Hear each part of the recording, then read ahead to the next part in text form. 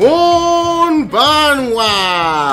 Ladies and gentlemen, come one, come all to the Shogun's tent, the show in which those that build and improve culture are put on a pedestal, while those that destroy and pervert it are put to the sword. This is the September 23rd edition of the Shogun's tent, and I am, of course, the bane of the woke, the harbinger of inheritance, the mad Shogun, RealAaronAlexander.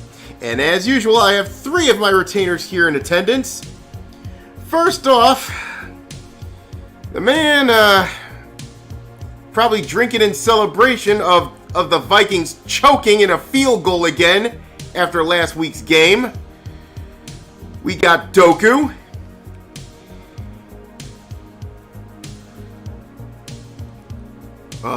Remember your mic is still muted, by the way. Hold on a second, because I haven't muted it. Next we have the literary sage of Washoe County, and apparently he had to resort to using a potato can for her first video, Justine Hart. And finally, we have the man who owns the only bar and grill in town that is probably open on Sundays, but it'll close during Detroit Lions games because he wants to save himself from the embarrassment. Snowman, how y'all doing this evening? Pretty damn good. I'm delightful. Oh my word, man! We got a loaded up show here today, folks. And of course, Mildred had some PC problems, so we're gonna be running against his sports ball show. And what a shame! What a shame! I wanted to bury the fuck out of Adam Silver for what he did with the Bulls. Fucking jack off. And then of course he takes a blind eye to fucking to what LA's doing because Queen James. Anyway, let's start off with this week's opening statement, and this week's opening statement will be amusing from the mad Shogun himself, because I've been noticing this trend since the coup started. It goes a little something like this. In the last year and a half, I've been seeing the culmination of what started 20 years ago. At first, it was a movement to get a warmongering dunce to answer for his use of fear and intimidation to back a move to strip people of their liberties and getting us bogged down in conflicts that have no bearing on our current situation here in this country. But even though, at the time, I backed those idiots, I sensed that the goal of this movement wasn't just getting rid of a warmonger. They were mad because they wanted that power for themselves, and as time went on, the picture started to come into focus. Now, I made a prediction when I was barely in my 20s that this movement wasn't the peacenik hippy-dippy revivalist that it seems to be. Nah. In fact, it was something far more sinister. A wolf in sheep's clothing, if you will. Sadly now, in 2021, turns out that prediction came true. First, it started cloaked in nuance, especially with the election of Barack Obama, for it was the perfect cover to institute this ideology. And most of my generation fooled, I admit. I bought it for about 20 minutes, and then the alarm bells in my head went off as I did my due diligence. The problem was, at that time, if you revealed it, you'd be dismissed as a tinfoil hat wearing conspiracy theorist. But then came Occupy, which would have been a perfect time to lay judgment at those kicking the can down the road. But then this movement hijacked it and revealed step one, the progressive stack. I'd explain this, but I don't want this statement to be longer than 15 minutes. Then came in which the shroud finally fell and publications like Kotaku and Polygon deigned to evangelize their ideology into culture, and their adherents throughout every realm of culture were activated through the indoctrination of previous decade and evangelized corporate America. It wasn't until the coup hit that they realized that they have a weapon that was used against them by W in the days of yore. Fear. In the wake of the coup, they wielded that weapon a lot more efficiently and with more strategery than old W did. They managed to scare the powers that be that the last election was above board, convince corporate America that they don't need half the population to make a profit, as their organizations would fund them. I mean, why do you think a lot of the major corporations hasn't gone broke from getting woke? And what I think is most damaging is threaten anyone that breaks from the norm, be it a lowly yet aspiring game designer, a talented artist, to even a former president, to either bend the knee or become a person from society like in the days of Stalin. Hell, it even impressed their old foe W so much that he jumped aboard their disgusting movement. Ironic, isn't it? The funny thing is, beyond this weapon of fear, they got absolutely nothing. Sure, they're working on getting muscle behind their fear, but ask yourself, who is making all these threats to you and your family? Mostly it's either out-of-shape balding bugmen who manage to suppress or neutralize most of their testosterone by consuming tons of soy products, or self-righteous harridans which Joy has eluded them since high school, and the only way to sate that missing link is their lives is to destroy other people's lives because, as you know, misery loves company. And beyond all their word games, influence, and cultural pull they have, they're nothing. They're losers. They ain't shit. The only way they can succeed to keep as many of their adherents employed and keep the ones that would put in the work and make the former look bad out through their gatekeepers at various human resource departments throughout almost every business in the Western world. Why do I say this? Well, just like any other bully, the only way you stop them is to stand up to them. You shouldn't give a shit about the consequences. What the fuck are they gonna do? Eat your social media account? Make another one. Cancel you?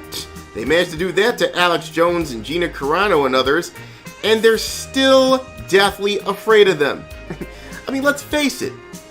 If you are to succumb to their boot and that fate is unavoidable, I quote Dylan from Alien 3. We're all gonna die. The only question is when. This is as good a place as any to take your first steps to heaven. The only question is how you check out. Do you want to go on your feet or on your fucking knees begging? I ain't much for begging. Nobody ever gave me nothing. So I say fuck that thing. Let's fight it. And that's the musing. Very nice. Yeah. I don't disagree with anything you said. It is true.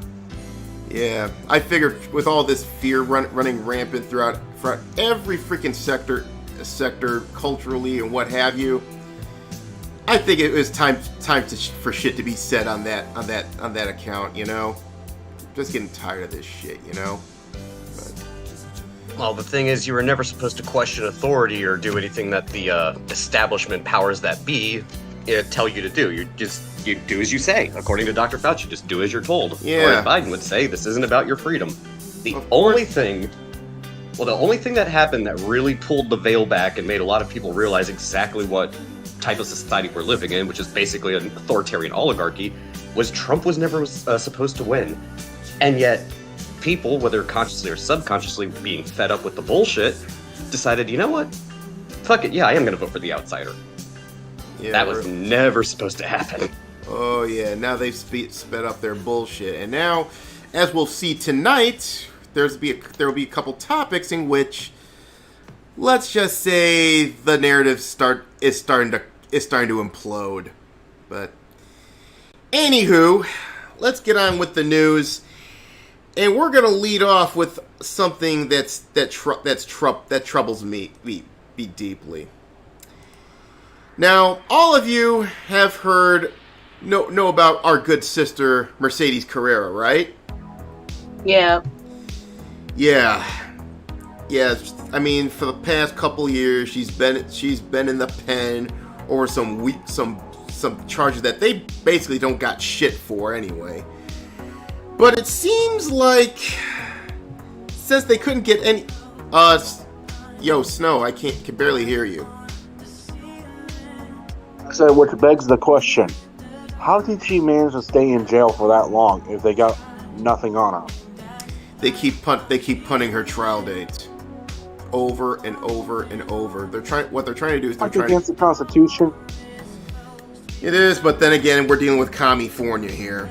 But it seems like it gets even worse, as you'll see in a moment.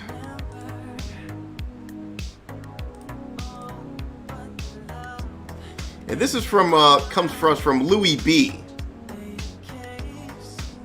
It reads, Mercedes Carrera, the adult movie star that was arrested along with her husband Jason Whitney, spoke with me on the phone from jail, and they got, as you all know, they got locked up a couple years ago on, I think, February 1st of 2019, and they're still both awaiting trial. That's why they haven't, but they did set a bail, but the problem is that bail's like it's out of anyone's price range.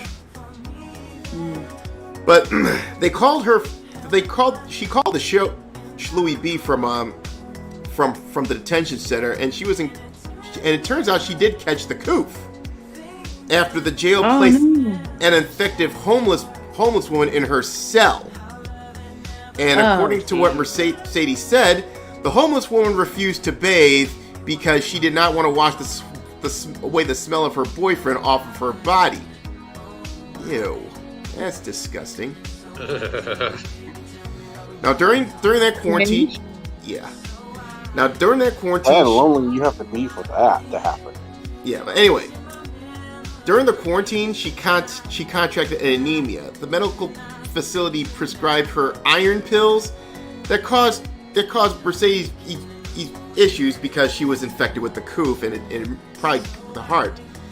And if they complained about feeling those complications, they switched her to an IV, which gave her the same fucking complications. And it turns out she's got a history of her family got a history of heart problems.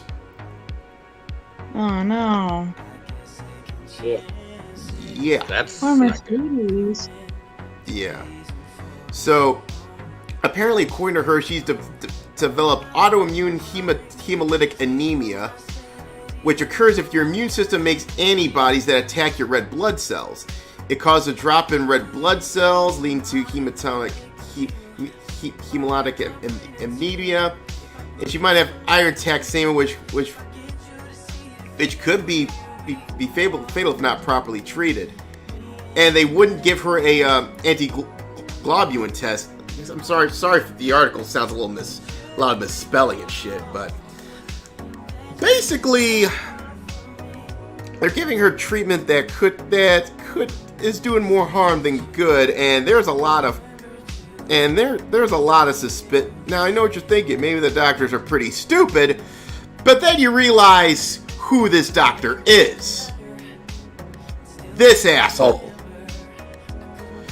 Dr. Louis Tran, it turns out to be one of Mercedes' exes. Oh no. You would be in real bad shape if it turns out the one that's supposed to treat you turns out to be someone you still had bad blood with.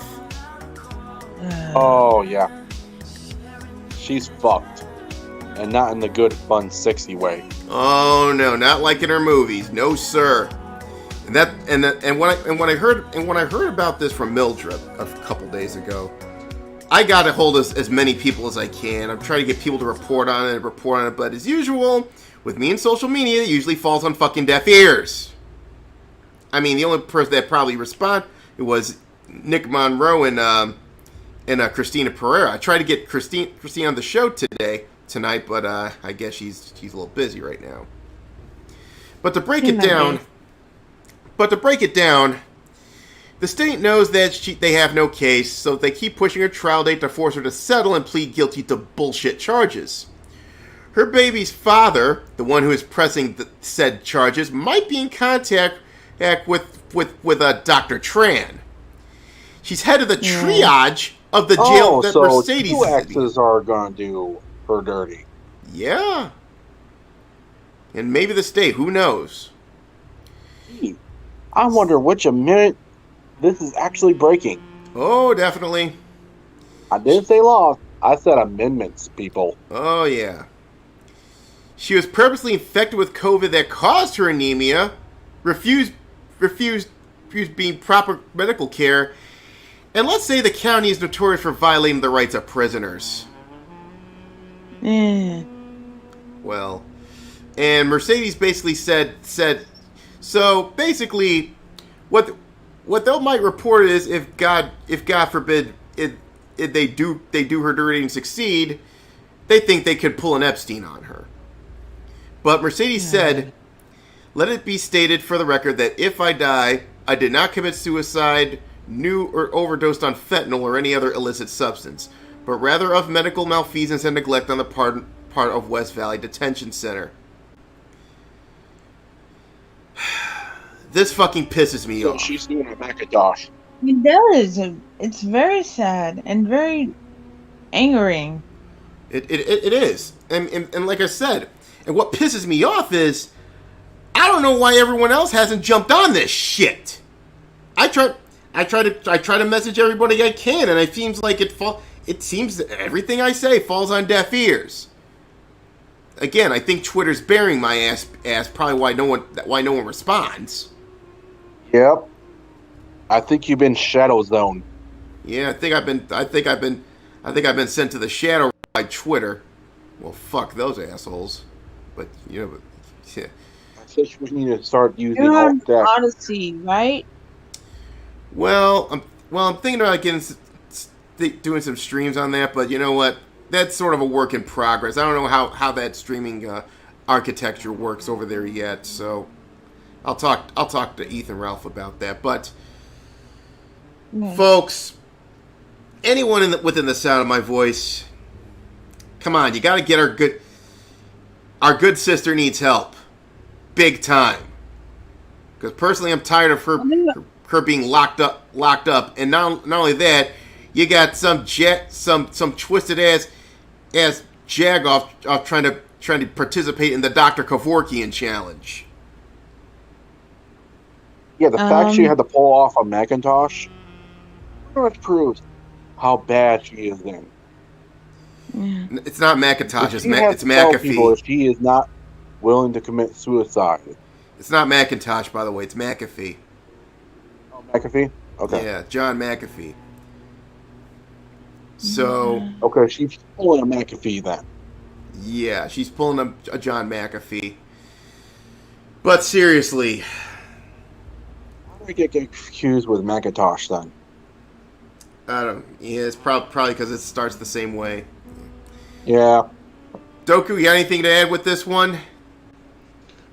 The only thing I can really say about this one, and it applies to not just Mercedes' situation, but the situation for a lot of people, the government really, really loves to abuse power. So they will hold you for whatever reason they can, especially if they think they can get money out of you or if they have a vendetta against you.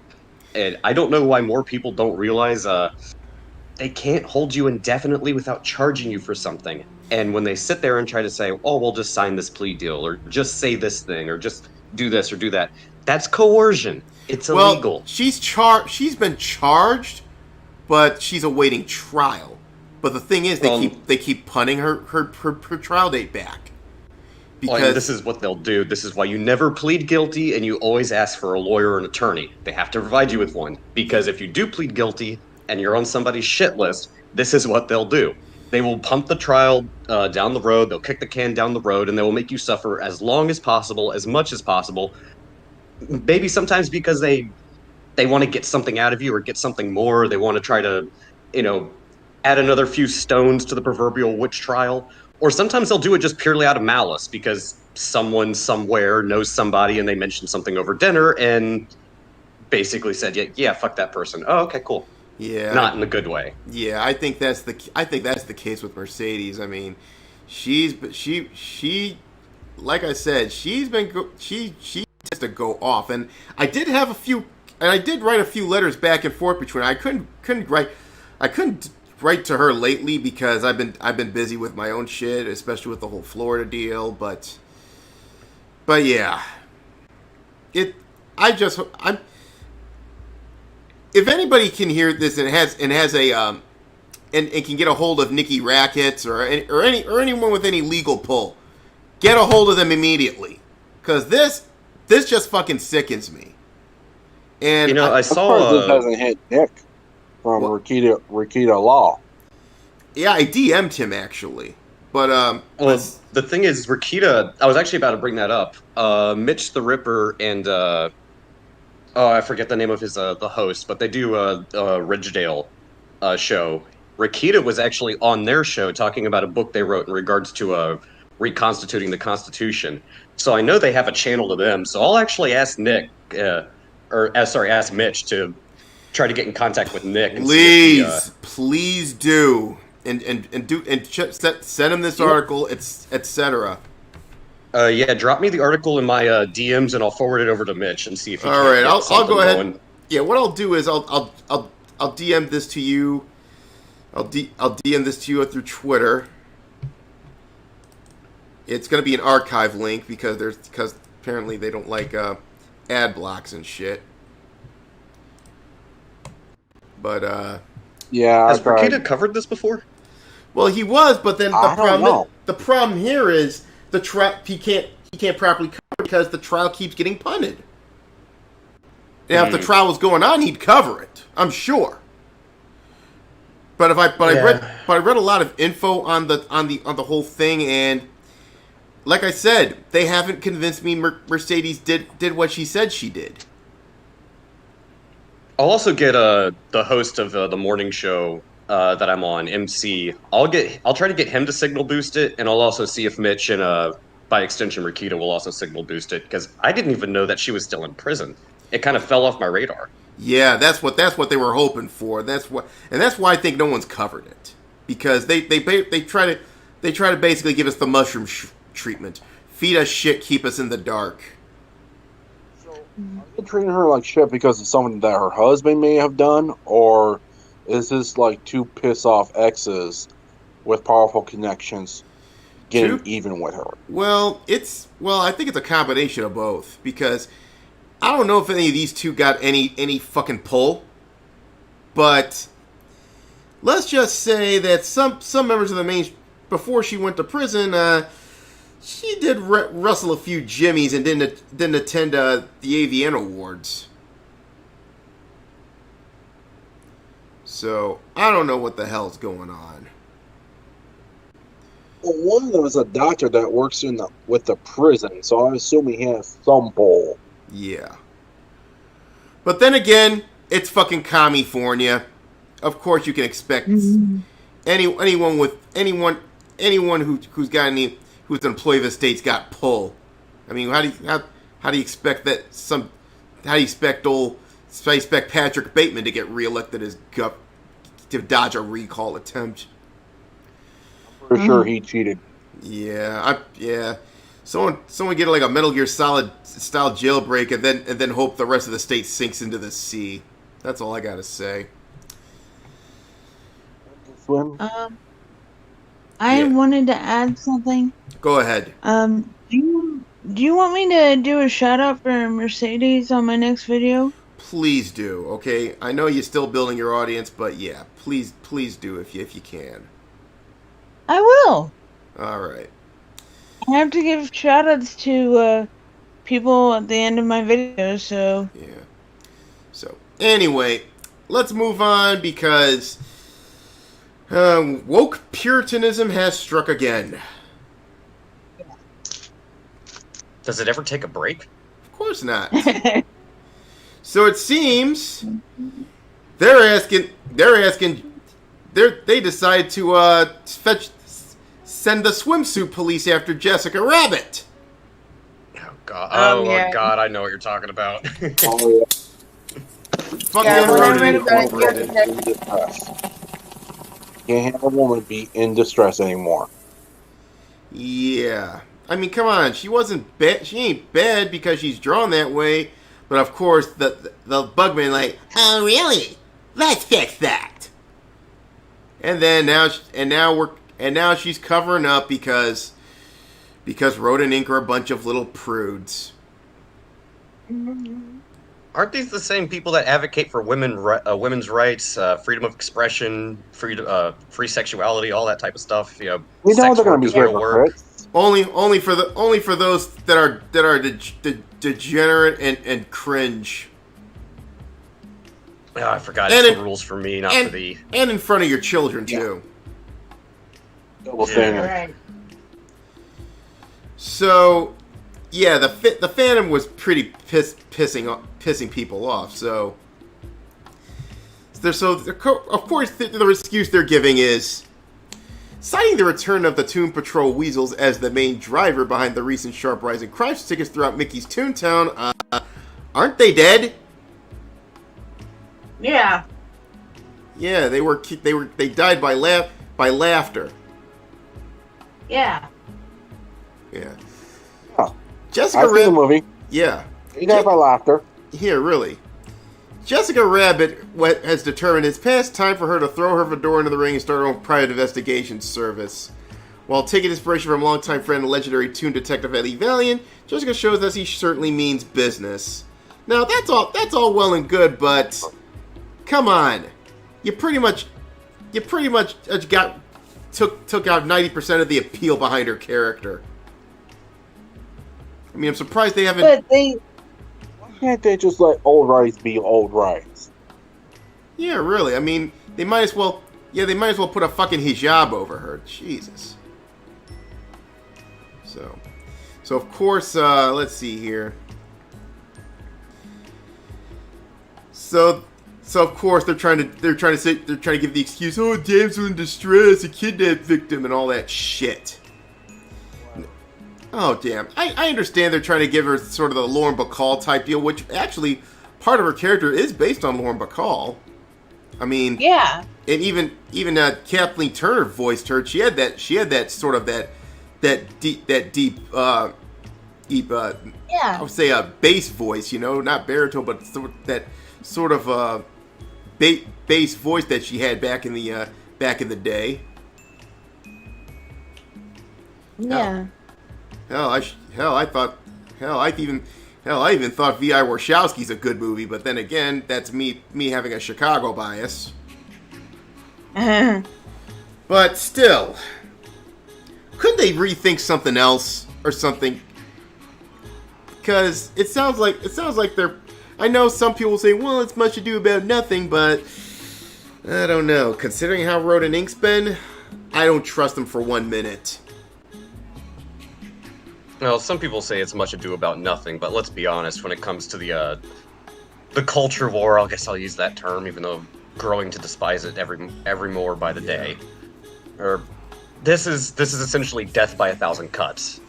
We'll just remove one little bit at a time, and we'll do it over a long period of time. Next thing you know, there's nothing left. Yeah, she's all of a sudden she's got like a side shave and shit. It's like I said, I think this is, like I said, they use that cloak of nuance, but the problem is everyone's already seen through that. You can't go back to the well. You can't go back to the nuance well when you took your mask off. You can't do that. Why do you think they're trying to come after anime? It's not that they wanted to. So I had a conversation with somebody about this. I forgot who it was. But it's not necessarily that they're coming after anime because they're trying to destroy it or trying to force Japan into doing something. What they're trying to do, like the proverbial rats leaving the sinking ship, is they're trying to find safe harbor. And right now, that's the only place where they will get safe harbor so they can continue to pull the shit that they've been pulling for the past, 2 that's gonna decades, fail 3 because decades. Japan is like, no, don't touch our stuff. Yeah, Japan's not going to give them their safe harbor. It's already looking for alternative routes into America. Yeah. Because they figured out that the voice actors that do the dubs, they shouldn't be trusted at all. Yeah, let's just say Failimation and Crunchyroll, that's the best, the safe harbors they're gonna get as of right now. But like I said, the guys in Japan, they're looking at alternatives. Well, let's be honest, if you really want to piss off the Japanese, especially in this type of sense, betray their trust and try to fuck with their business. Watch how well that works out for you. Yeah, the net looked at See it. how Sony did that to all their third-party game developers? Oh yeah, yeah, and not only that, the Netflix adaptations. That's what they're banking on, but even that's failing. Anyway, we're getting off topic. We're getting off the rails here. We got to move on. Okay? So, next up, reset the clock.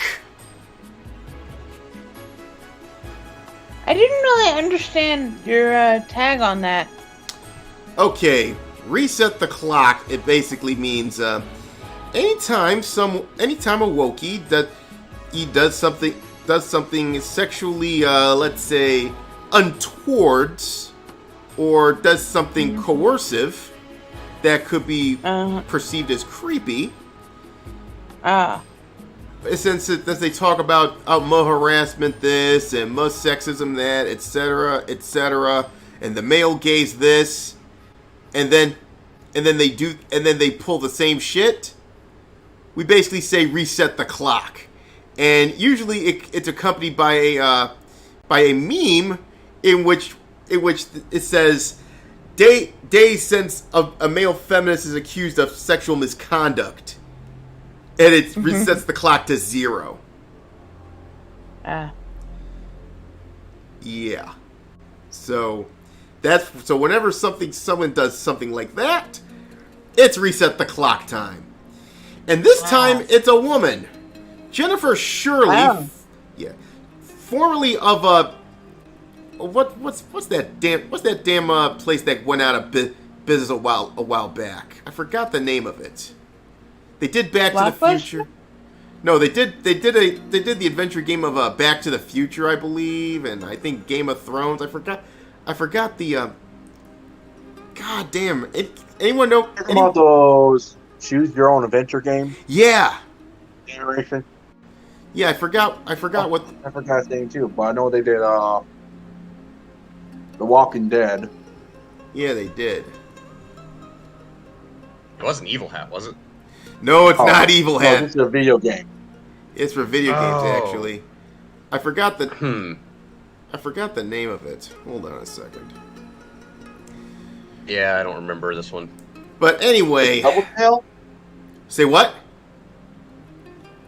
The Double Tail? Nah. Close. Hold on, maybe I'll look it. Nothing to do with tail. Yeah, maybe I'll look it up. Hold on a second. Do it right now.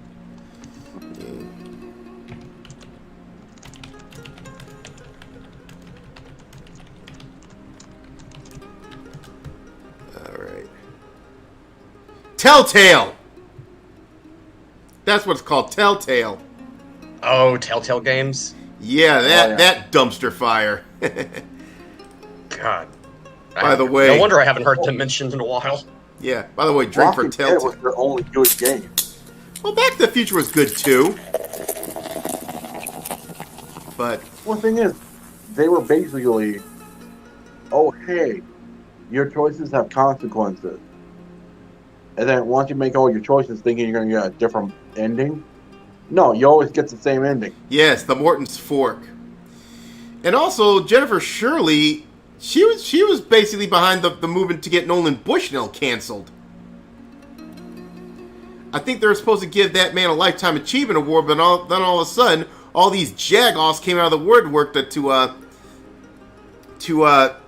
cancel him because they're gonna give him that award. I think at 1 year at GDC, and you know how much of a dumpster fire GDC is. So, by the way, the guy that broke this is Brad Glasgow, who's been around for several years talking about a lot of things. He was around during Gamergate and what have you. But here's what happened. A well-respected woman in the gaming development manipulated and essentially groomed me. Publicly, she said all the right woke things and appeared to be an ally, but in reality used so many of the abuse tactics she preached against. And she wrote that, and she tweeted that last year, but didn't reveal the name. Earlier earlier this week, she revealed it was Jennifer Shirley. And then she basically cursed out the IGDA, as she's the chair of the Women's in Game Special Interest Group, which has given her credibility and opportunity to harm other women, especially juniors. Oh boy. Caecilius? Oh. Do you have anything to say about that? Hypocrite! Thank you. It goes on. He's talking about the IGDA, but of course she's made clarifications saying it was coercion or abuse and not grooming. They said there's no sexual component. Oh, I'm going to press X on that one, considering how crazy they are. And then she's being coercive, manipulative, and all that shit. Oh, here's a good one. It says, "You don't understand. I don't have to prove anything to you, and neither do they. It is your job to practice empathy to an experience that might differ from your own." Oh, shut up, bitch. Oh! I prefer a thing called evidence. Yeah. Oh, and she posted a response to that, by the way. By now you have read Noni's account of the harm that I caused her and others. I have always tried to embody the value of believing victims, and this does not change with being accused for myself. Yeah, really.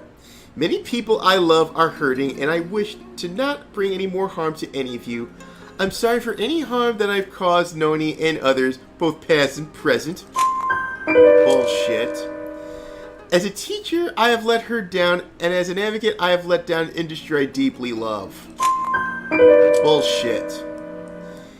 As part of what I believe in, I will act in accordance to the wishes of the people I have harmed. I'm grateful to the IGDA and their ethics committee. I believe in their process. Regardless of their decision to dismiss the claims against me, I will step down as IGDA, a Wig Sig chair immediately, as I feel like I have lost too much the trust of the community. I will also retract all my ongoing nominations for awards, upcoming speaking and writing gigs, and won't seek or accept any for the time being. Blah, blah, blah, blah, blah, blah, blah, blah, blah, blah, blah, blah, blah. Basically, she's admitting to it. Yes, and... She's admitting to it. Yes, and what they're going to do is she's going to step out for a few months, and then she's going to stick her beak back in it, and after the whole thing blows over. She ain't going to step down for nothing. A pink cat clock. Oh, yeah. Degenerates like you belong on a cross. But that's the... Reset that pink cat clock. Yeah. But it's like I said, it's the same whole hypocrisy with fucking... It's not just Shirley. It's the IGDA itself. We all know it's a dirty organization. Going all the way back to both Blowy and Fez. These organizations are dirty. Of course. Dude, I mean, Doko, what do you think? I'm not even sure what to say about this one. Normally, maybe a year or two ago, I would go on a 5-minute rant about this, but at this point in time, it's like, same old shit, different day, huh? I'm surprised it's not even worse than I was expecting. Yeah. Yeah, because they swept all this... shit, here we go again. Yeah, it's like they and the thing is, it gets swept under the rug. But luckily, Brad's got the best take about this. Normally I ask what harm Shirley caused and how she caused that harm, but this is far left game dev and Twitter, and none of them care.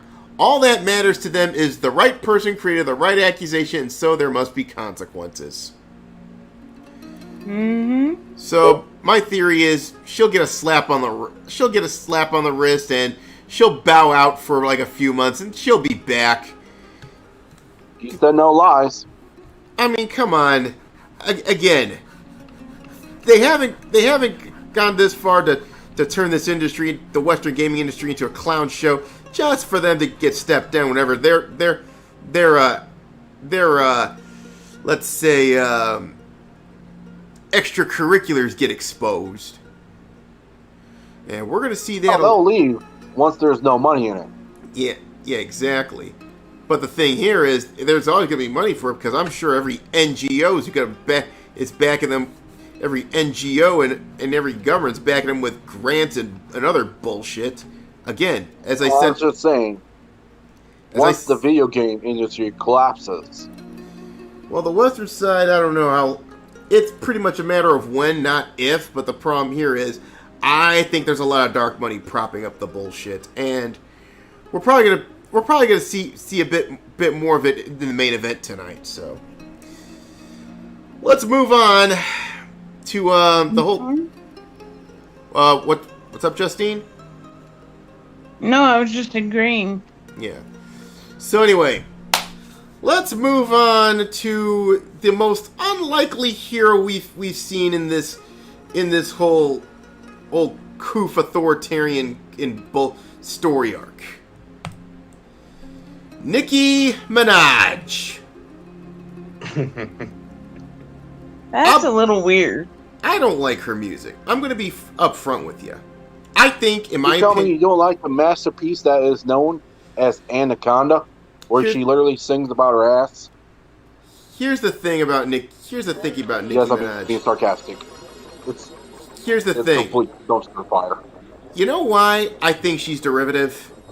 Because there was another rapper that did it before her, about 25 years before when she started around 2010. So, but it was around like 15 years before she did. I think. Do any of you know who I'm talking about? I know who you're talking about. I just can't remember her name. But I saw one of her videos where she was literally riding on a giant. You know those little horse rides you see at Myers? Oh, I know. Kids jump on? I've seen the video. Doku? Well, this was a giant rooster Oh, yeah. that she's basically riding on. Subtle. Yeah. Doku, do you have any idea who I'm talking about? I've never been that big into rap or R&B or anything like that. And you know how my opinion about celebrities. I don't care about them. Well, What's her name? I'm talking about Little Kim. Yep. Oh, Little Kim. God. Little Kim. Cardi B, Azalea Banks, Nicki Minaj, in my opinion, owe their career to Little Kim. Because she was the first among them. And Little Kim got pretty pissed that Nicki Minaj infringed on her gimmick. I think she had like a diss Be track. honest here. Let us be honest here before we continue. Yeah. Little Kim can basically whip all their asses. I know. She's pretty.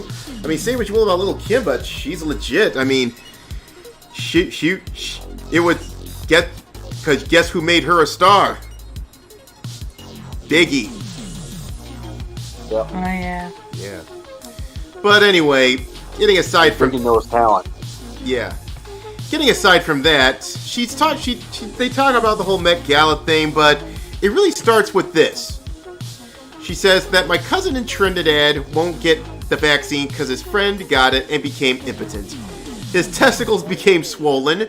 His friend was weeks away from getting married, and now the girl called off the wedding. So just pray on it and make sure you're comfortable with your decision, not bullied.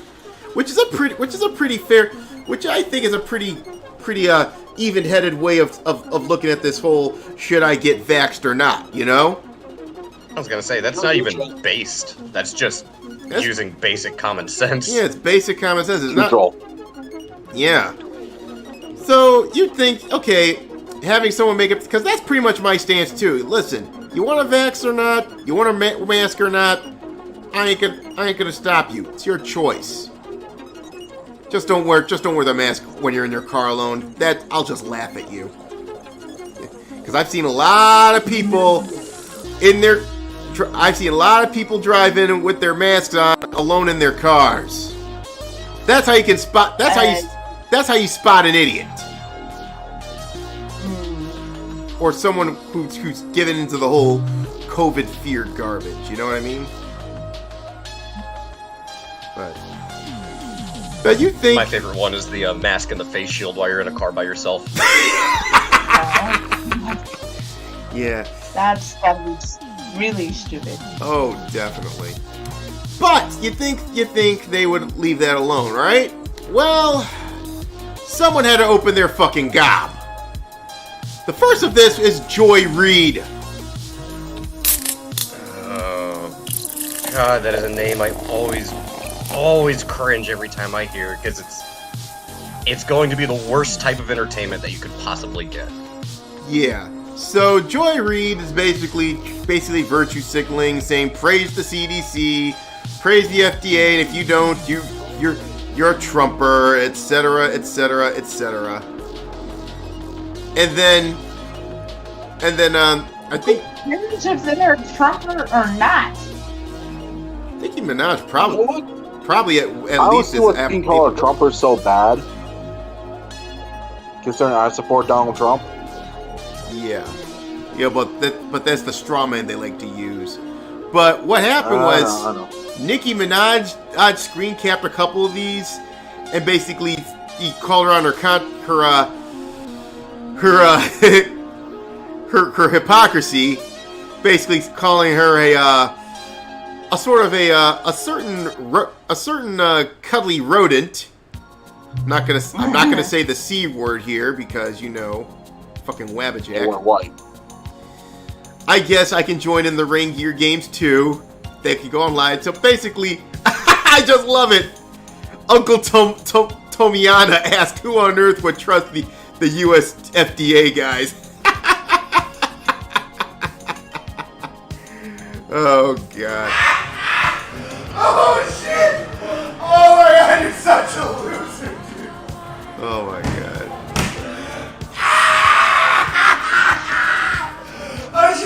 Oh shit, wait. And to quote the late Spade Ace, but wait, it gets better. She posts a tweet with Tucker covering the situation. Uh-oh. And Tucker's a heretic when it comes to these clowns. Oh yeah, they did not take that well. I've read the comments. Oh What? yeah. No, not Tucker. Oh, yeah, of course. This is nothing to be proud of. Of course, you get all these morons and all this saying FX news. Well, here we go.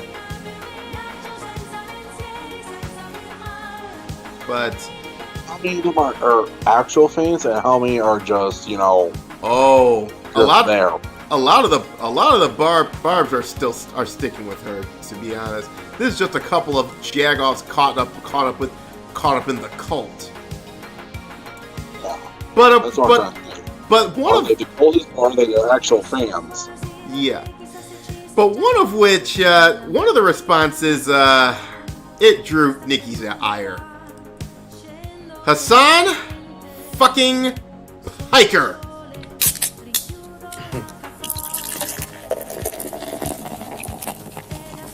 Oh, Hassan. Of course, they used the old white nationalist buzzword. But then Nicki Minaj replies, right, I can't speak to, agree with, and even look at someone for a particular political party. People aren't human anymore. If you're black and a Democrat tells you to shove marbles up your ass, you simply have to. If another party tells you to look out for that bus, stand there and get hit. Ooh. Where's the lie? Not wrong. Where's the lie? Not wrong. Yeah, it looks like this situation giving out common sense advice has turned into a red pilling moment for her. Because she did get suspended, yeeted off Twitter. She got put in Twitter jail actually, but Still in Twitter jail? I don't know.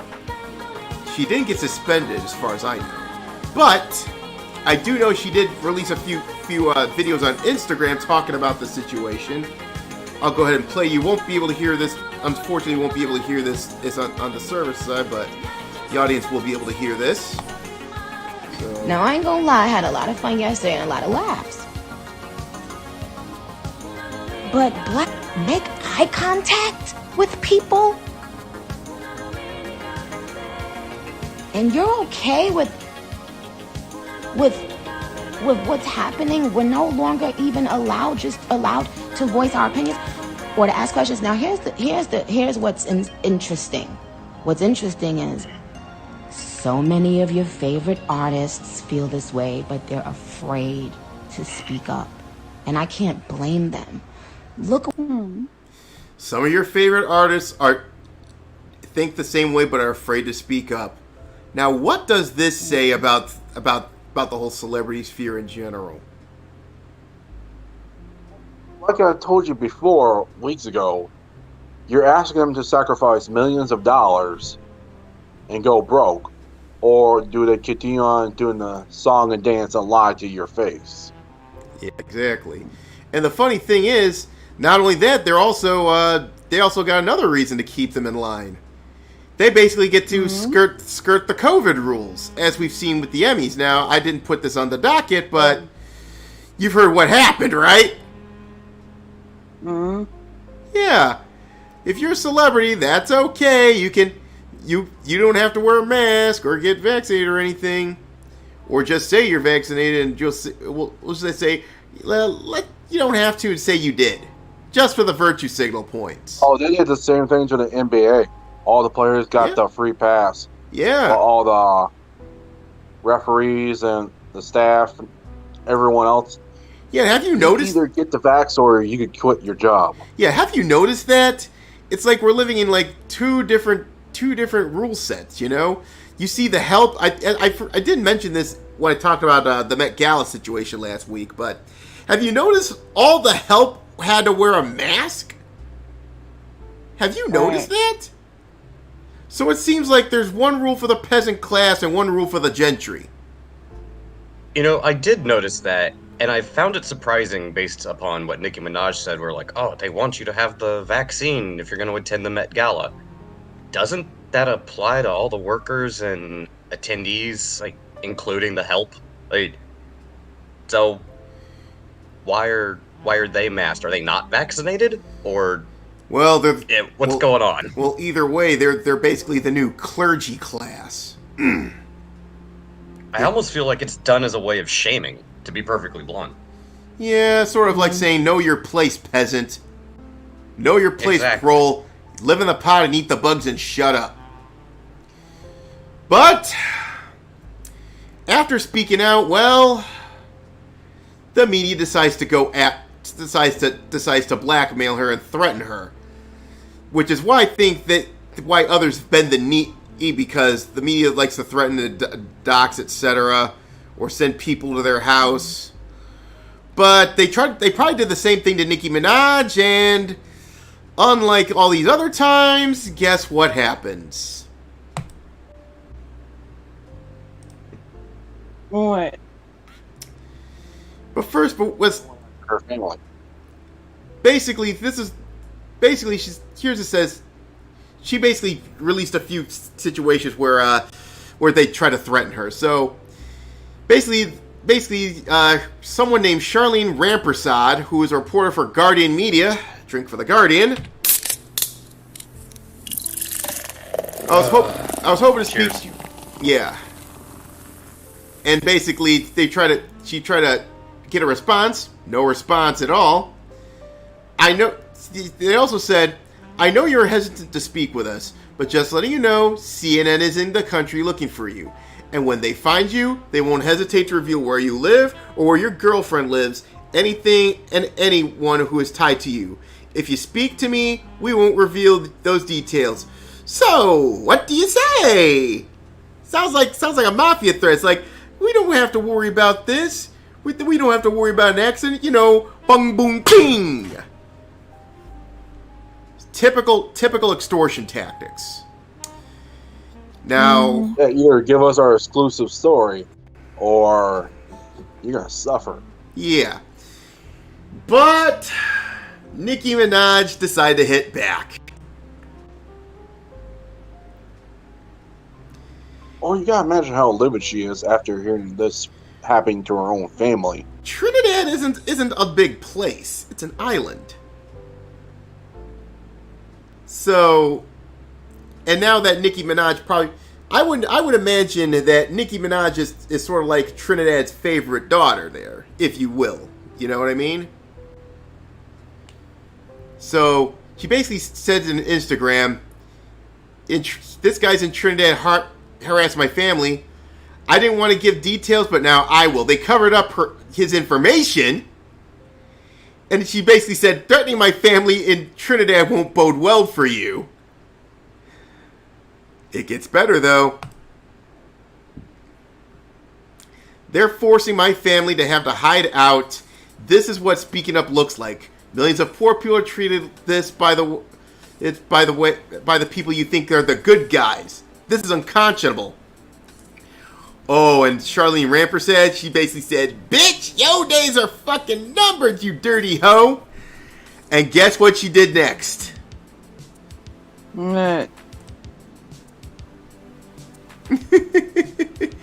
Revealed her number. So, in short, the media tried to dox her family. She counter-doxes them. SpaghettiOs. Yep. And you know what? When it comes to the media, now I know, oh, why you support doxing? Well, since they've been doing this to a lot of people, like, i.e. the Covington kids, the guy that posted that Trump meme a while back, Steiner, can you convey my feelings, please? You come out here and try to get the sympathy of the people, but you don't get my sympathy at all.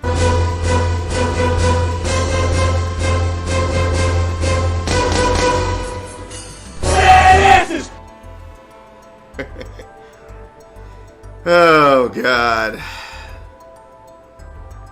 Well, you play stupid games, you win stupid prizes, you journal prick. Right.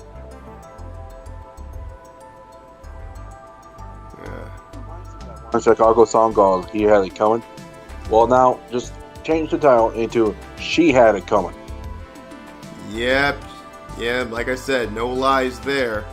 Like I said, don't tug on Superman's cape, you don't spit in the wind, you don't threaten to dodge Nick, you don't threaten any harm to her family. That's a bad idea. And you know what's happened?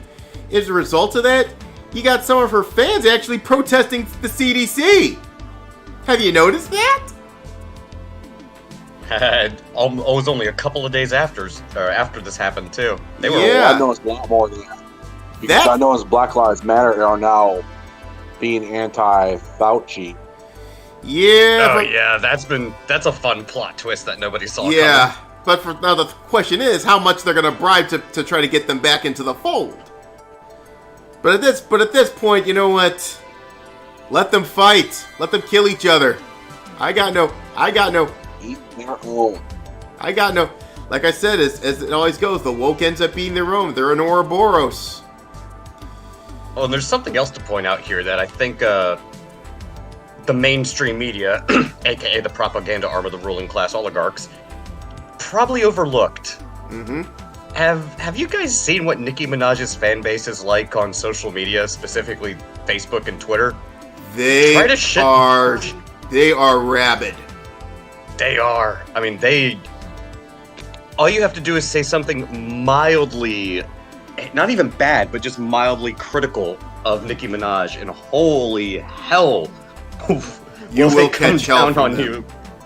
Oh, it's so crazy. we're already dead. Yeah, this is where just remember, this is where all the Slay Queen bullshit comes from. Part of that shit. It comes from Beyonce fans too. I think it was the originator of it, and then you have Nicki Minaj. It's sort of folded into the whole Nicki Minaj thing. So we are dead because we criticized her music not a long time ago. Well, at least I gave it a constructive criticism of it, but it's like if they don't like it, well, then kiss my fat ass. That's all I gotta say about that subject. But there is an article in Bleeding Fool that said that it's woken a lot of people up. Uh-oh, people are going out of line. Yeah. That's not good. She have an infant with no nannies during COVID. Who mad? And they're trying to talk about her last public appearance over a year ago. I think she became. Just take a pause. Go ahead. She did to her dogs. Is that photoshopped? I hope to God that was photoshopped. She did to her dogs. There's a picture on top. I see it. I hope to God that What are shit's they doing, photoshopped. Pink? Well, I think it's dumb, but if you really think about it, it's part of her shtick. On the dogs.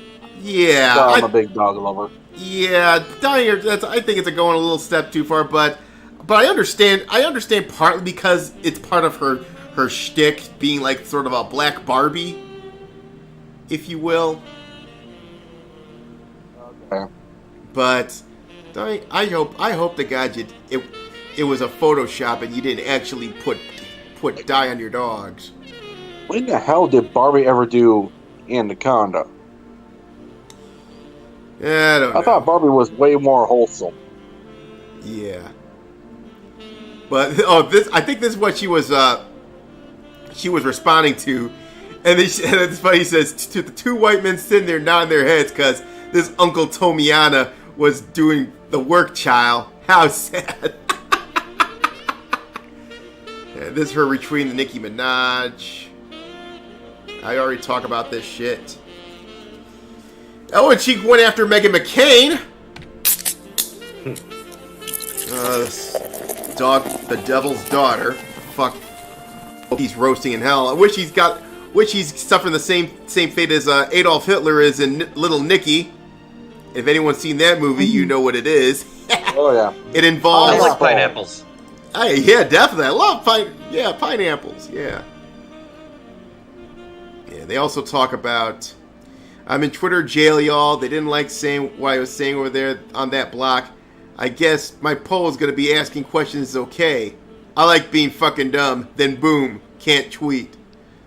Oh, of course. Fucking Fauci. Fuck you. Fucking troll. They need Yeah. to arrest Fauci. Yeah. And oh, look at this. The White House has invited me. I think it's a step in the right direction and dressed all pink and... Yeah, I think this is before all this shit. I'm sure they withdrew. They sort of withheld their invitation or try to worm their way out, just like they usually do. And then, of course, oh god, Don fucking Lemon. Oh, that's a drink. Yeah. Drink for Lemonhead. Yep. Oh, and he responded to Don Lemon. Now, if I start discussing what you get in your rear end, I'd be wrong, right? If you're ever discussing facts with a person who's telling you to buy or get something, and you go, okay, cool, tell me more about it, and they start insulting you, run. Demonizing people for asking questions won't help your cause, Uncle Tomiana. I'm still in a fucking Will Ferrell movie.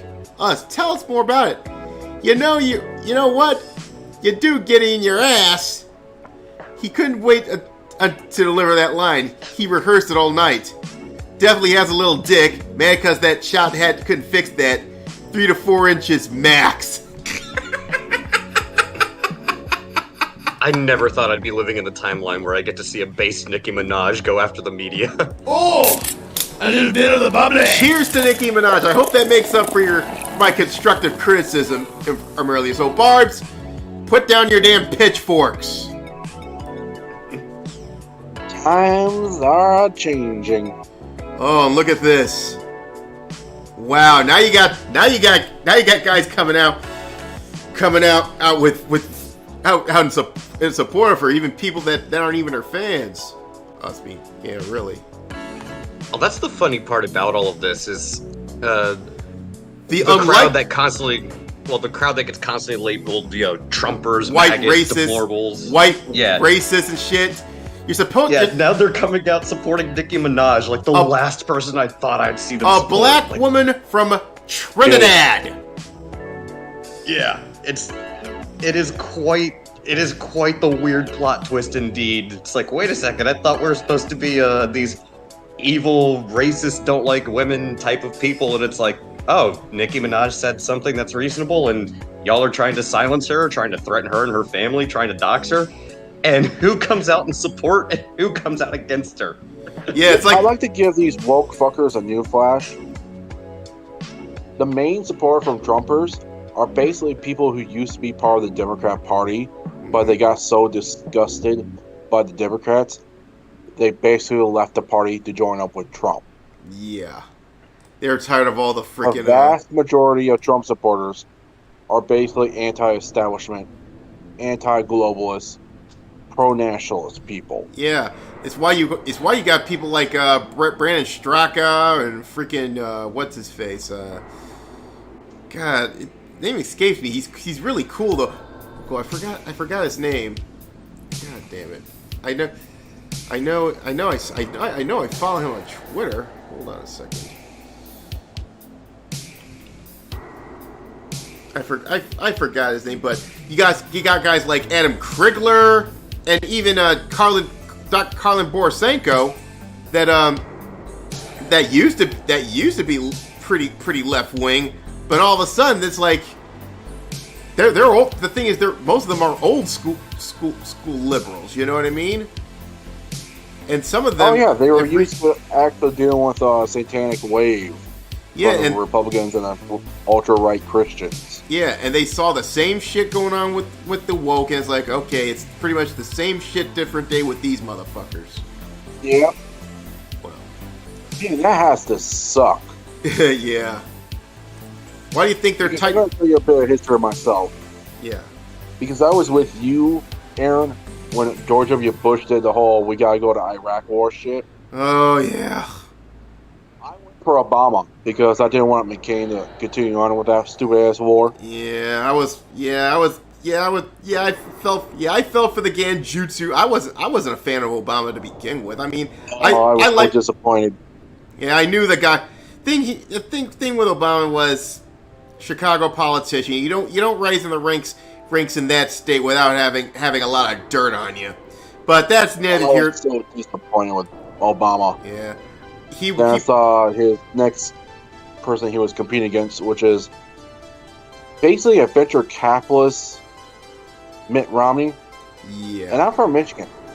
Yeah, and Romney's another fucking neocon. They got a bunch of lost jobs because these vultures, these venture capitalists, and all these businesses fucking leaving Michigan. So I'm like, you really want me to vote for that over Obama? I didn't vote for that jagoff neither. I voted third party because of that. I went for Obama because better with the devil you know than the devil you don't know. Makes sense. But as soon as I got Trump, as soon as Trump became an option, I checked out who's paying him money. Found out it's mostly just Donald Trump himself. Yeah. I'm like, go time. Yep. Well, that's I was on that Trump train with fast as you can say, holy shit. Mm-hmm. I think what happened with a lot of this is in the past 4 or 5 years, just because there was a non-establishment, non-oligarch, non-political elite, non-career politician, my two most detested words in the entire fucking English lexicon, at least when put next to each other. A lot of people who are politically homeless or realize that their representatives don't actually represent them figured that out. And they did it mostly through retrospect. All right. Well, anyway, we gotta move on. Justine, you got anything else? Got anything to add, or? No, I'm glad. Sorry. Sorry, my throat keeps catching. Oh yeah, I know how that feels. Yeah. I got sinuses, people. All right. What I was trying to say was, I am glad Nicki Minaj is standing up and saying something, and I wish more celebrities would do so as well. Yeah, I mean they're sticking to her guns. I mean Johnny Depp is thinking about, and we're gonna talk about him next week because he got canceled. Because Johnny That's Depp, why he's staying up. Because he went through that shit. Yeah, because Johnny Depp's gonna speak up about it. So, Justine, this is gonna be in your wheelhouse. Yeah. All right, so I'm saying Johnny Depp has every right to pick. Yeah, really. But anyway, well, go ahead. He may not be in my top 5 anymore, but he's still in my top 10. So anyway, now that we got the serious shit out the way, it is time. Sorry. It is time to have some fun here. Because you know what time it is, folks, right? Florida Man. Yes, ma'am. It is time, once again, for the ever-continuing adventures of Florida Man.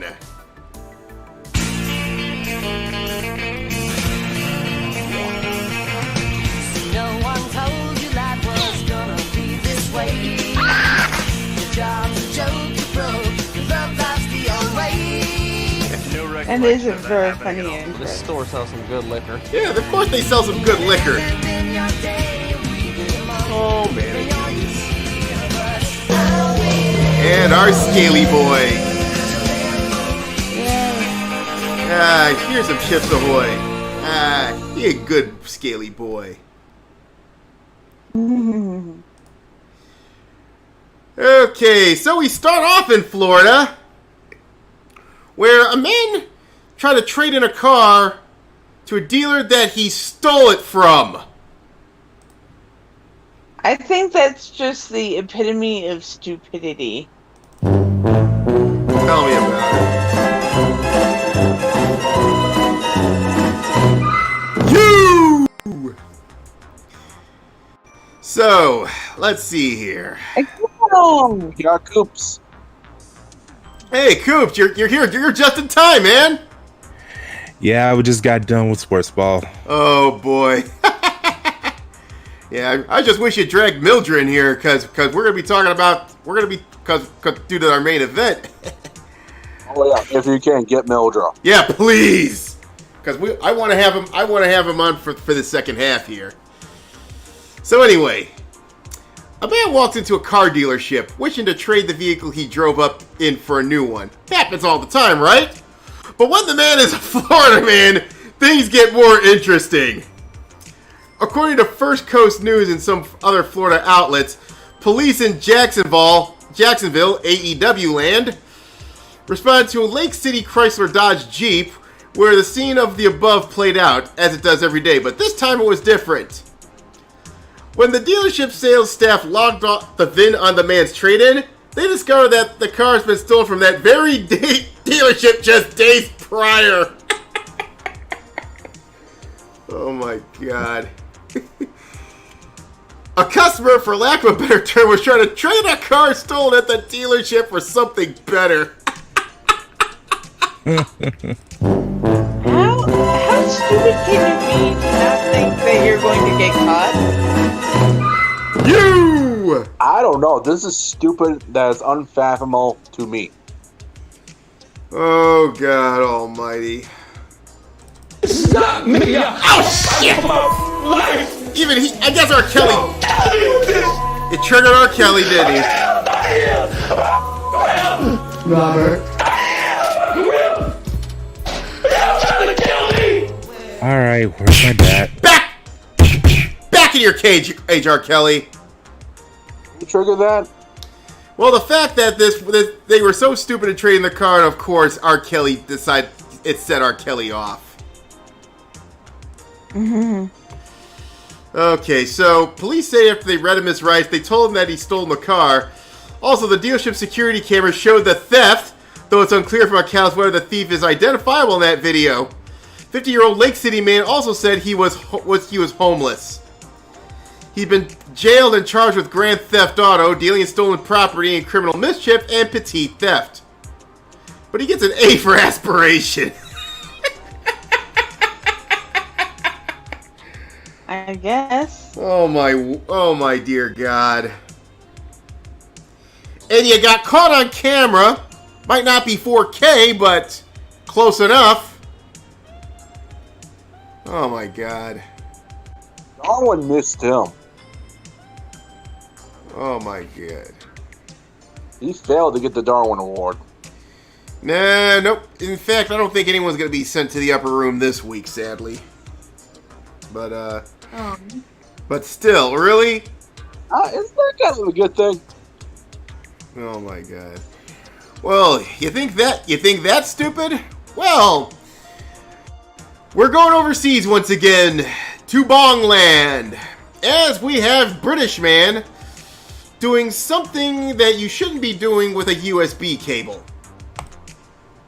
Okay. Just look at this. Just drink in this article for a second. What you do? Yeah, Ladies about and gentlemen. this story. Justine. Hide your kids. All right. Oh, you already did it. Soak it in, folks. There is only one Is this question. fake news? It ain't. It's from the Post. So, I have to ask. Why the fuck would you stick a USB cord in your dick? He looks like he shoved the entire thing into him. Oh my God, we covered this on MC's morning show a few days ago, and I had to explain it to everybody else. Guys, calm down. He's just looking for better download speeds. Dude, That's what it hurts just looking at it. That's what she said. Oh my God. So, a UK teen had to go emergency surgery after Banana's attempt to measure his manhood resulted in him getting a USB cable lodged in his urethra. The phallic fiasco reportedly began after an unnamed 15-year-old boy was triggered by sexual curiosity and inserted a USB wire into his urethra, per a wince-worthy study published in the medical journal Urology Case Reports. So I'm crossing my legs. Oh God. And the cable got lodged in his scrotum like an electronic catheter. Oh God almighty. Oh Lord. Again, crossing my legs.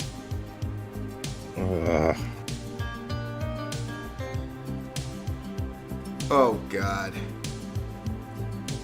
And there was scarring. There's potential scarring and other potential issues.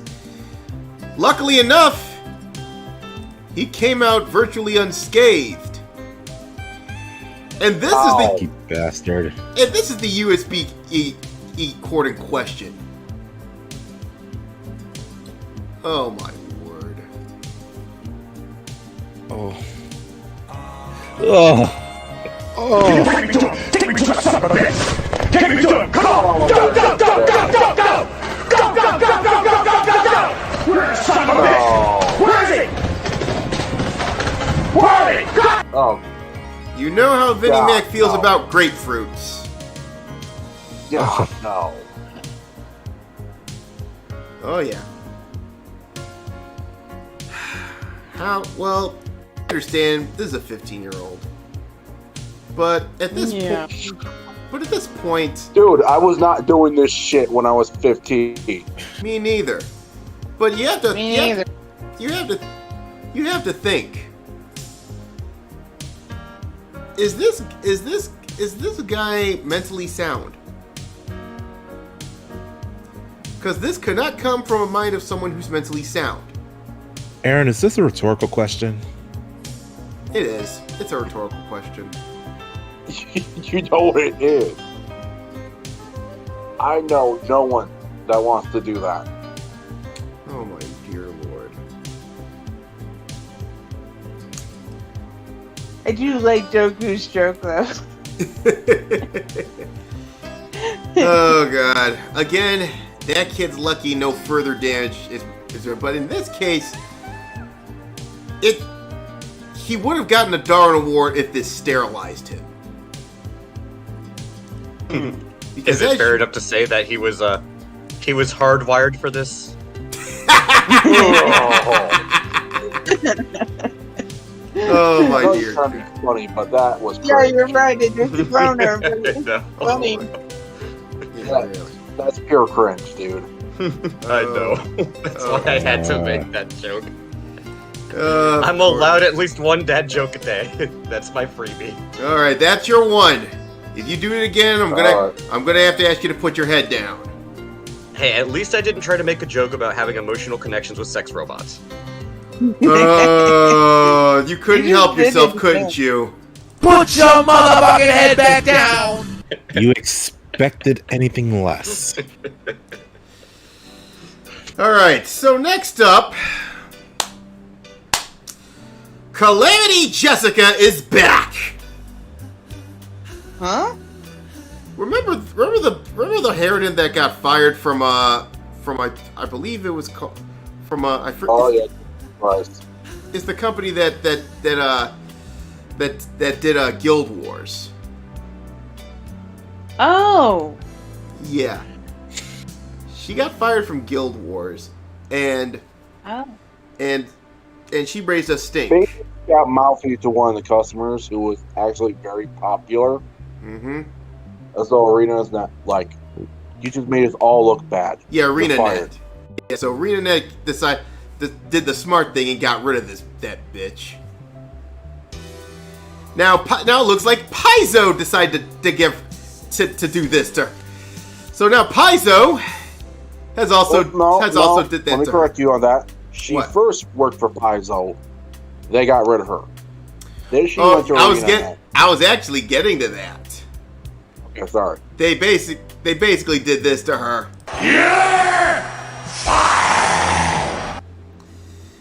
And then she got pissed about this thing. So she goes, well, Paizo just fired their most two senior customer service people, one a woman, one a POC. Colored, yeah, not too far from colored person, so fuck you. For apparently being too willing to push back on abusive management. Lady, you're in customer service. You're not supposed to be insulting the customers, which I think she was trying to do with Paizo. I mean, then again, Paizo has done some woke shit, but they don't want to go full evil hat just yet. Just so you know, she currently works for Wizard of the Coast. Oh, So she can say whatever she wants about Paizo all she wants. Oh, Jesus Christ. Of course she works for fucking Watsy. Yeah. Oh, that's a drink. Oh, yeah. Time to go to other alternatives, people. Yeah, remember, they're on the list too. Don't buyer beware, kids. So it's like featuring such hits as the white woman fighting diversity efforts but claiming to credit when minority message managed to do them anyway, blah de da de da. They basically talked about Gen Con and all that shit. Fuck Gen Con, by the way. Drink. So basically, this was a long ass tirade. Oh god. She's basically bitching at her former bosses. Oh, about definitely. How filthy and evil they are. So in short, it's this. Unlike you, I don't waste all these people's time bitching and moaning and bitching and Bitching and bitching and bitching. You know bitching, you know bitching, you know bitching and bitching and bitching And and bitching. bitching. Are you bitching? And bitching. Yeah. Just won't shut the fuck. I mean, please shut the fuck up. Oh, my place hasn't been vacuumed in 7 years. Boo-hoo. Yeah, this is basically, they eat their own. Yep, the Ouroboros. Paizo wanted to invite the devil in your house. Don't be surprised if he wrecks your shit. So you know what? Believe. Yeah. Either Paizo is shit, or she is shit, or they're both shit. They're both shit. I'm leaning on both are shit. Yeah. But wait, it gets When better. somebody goes woke, they usually have skeletons hiding in their closet. Oh yeah. But wait, it gets better. Well, yeah, they're eating their own right now because this freaking bug man, they're saying he's not a martyr for workers' rights. You're being well, he is right on that whole deal, but they basically they go a history of Calamity Jessica. And come on, you're not that journalist. Well, the journalist who's reporting on this article right here. Dave Cole, he's yeah. woke too. Yeah, I know. This is a case of the Ouroboros right here. So don't stand that fool either. Well, look at that. Look at that stupid picture. I mean, come on. You ain't no cowgirl. I mean, Lord, you can actually see it better. Yeah. Listen, sweetie.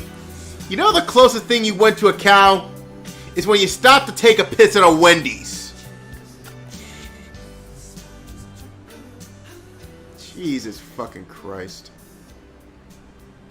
So it goes on, blah-de-da-da-da. But yeah. Cowboy thing. Yeah, really. Someone hog-tie this bitch.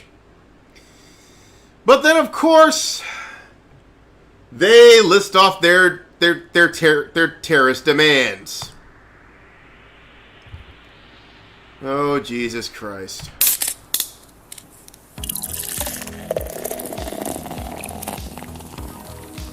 So they list off their demands. You need to hire a third-party whistleblower arbitration company. Basically, hire a commissar, which they probably got a couple over at Paizo. Sarah Marie's wrongful termination needs to be investigated by that company. Executives need to be held accountable and investigated. Executives need to enter your good faith negotiation with the employees. Salaries need to be posted and raised. Some employees' wages are below median living income. So basically, they're basically asking Paizo, bend the knee or else. Yeah, but somebody tells you Paizo ain't gonna bend the knee this time. I think they will. I think anyone with a freaking sane brain cell in their head thinks they will, because Paizo's trying to cater to these assholes, and you know what? And every time you bend the knee to them and live in fear of these assholes, yeah. If every time you bend the knee in fear of these assholes, they'll demand more and more and more until your company is nothing but an empty husk. They're fucking locusts. I'm just saying, right now, Paizo is not in a good position to bend the knee. They might actually say "fuck you" this time, because they literally got no other option. Because it's the only way to save face at this point. Right now, if I was Paizo, I would tell these. I would have told them a long time ago, "Fuck off." But right now, if I was Paizo, I'd tell these SJWs to fuck off. Oh my god. Yeah, you know. But I think Paizo's gonna choose the Marvel and DC story arc, unfortunately. You might be right. Yeah. And speaking of that is a perfect segue into the next topic.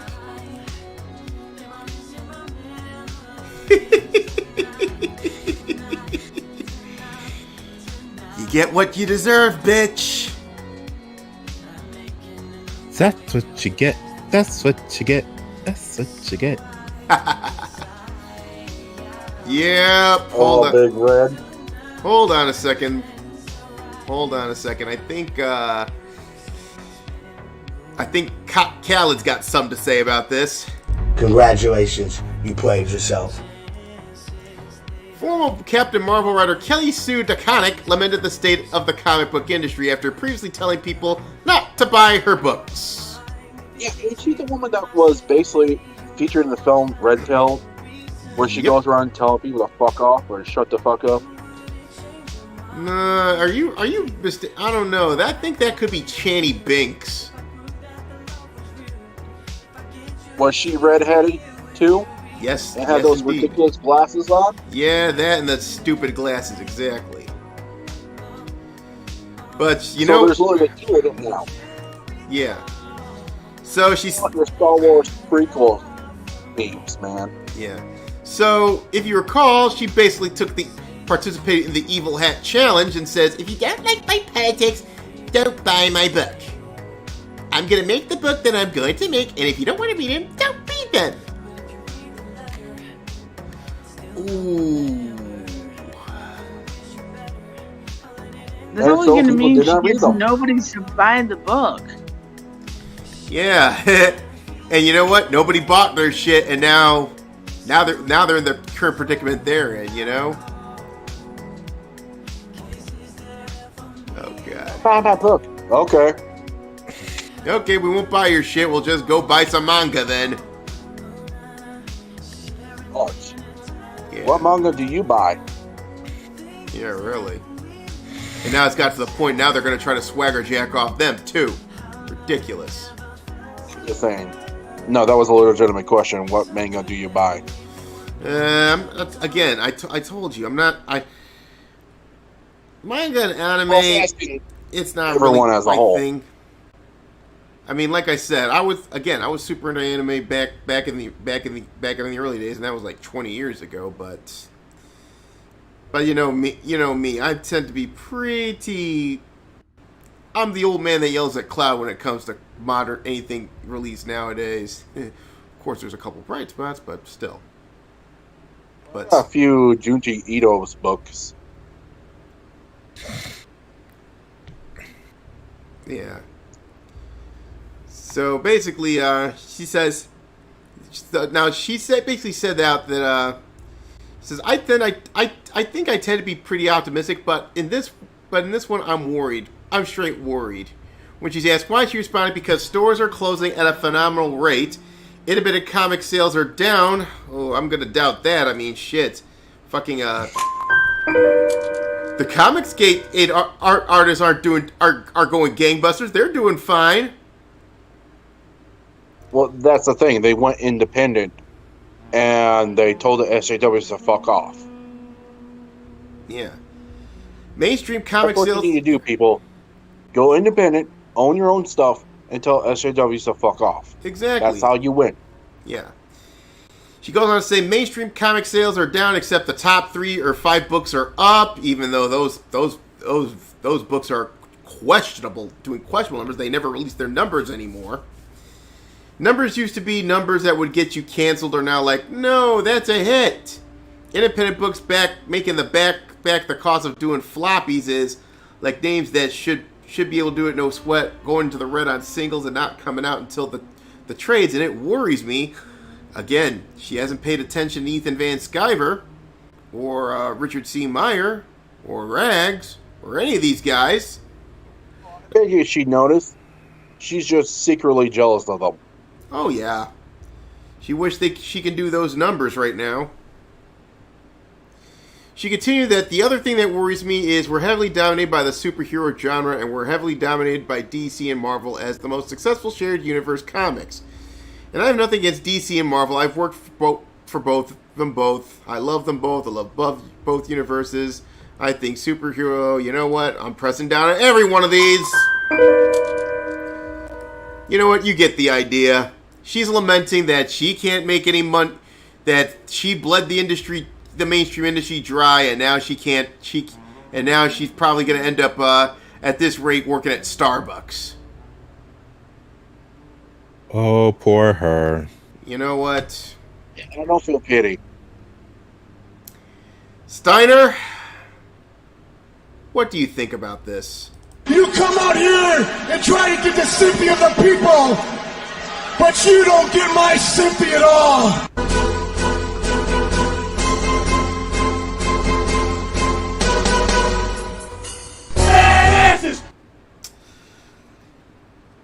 They're starting to realize they killed the fucking golden goose, and what you don't do is, if you want to keep getting those golden eggs, you don't kill the goose, and that goose happens to be your fan base.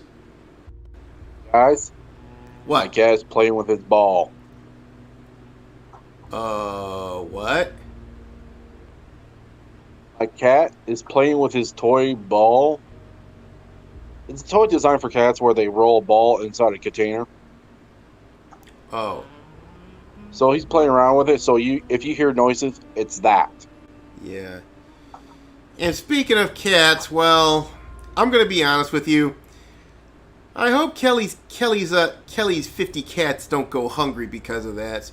In fact, you know what?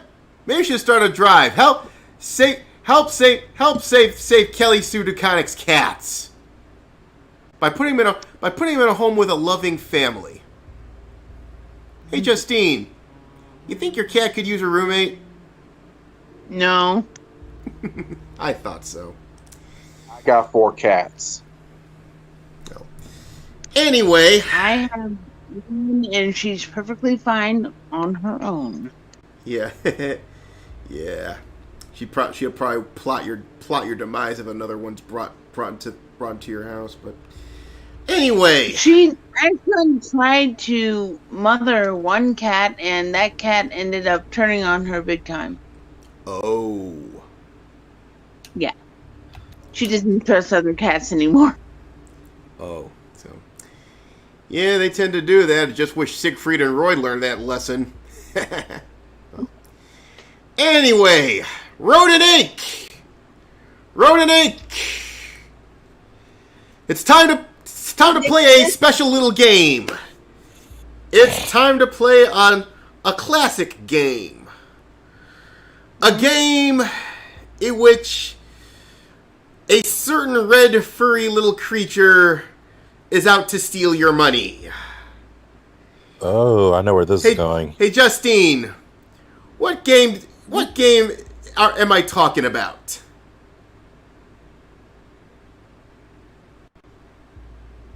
I'm not sure. Come on, you've watched game shows back in the day. You know, furry little red creature tries to steal all your money, and you go to the wheel trying to get your spins. I don't think I ever watched that game. Oh. Want me to try? Doku, you know what game show I'm talking about, right? For some reason it sounds familiar, but I'm like hit or miss on this.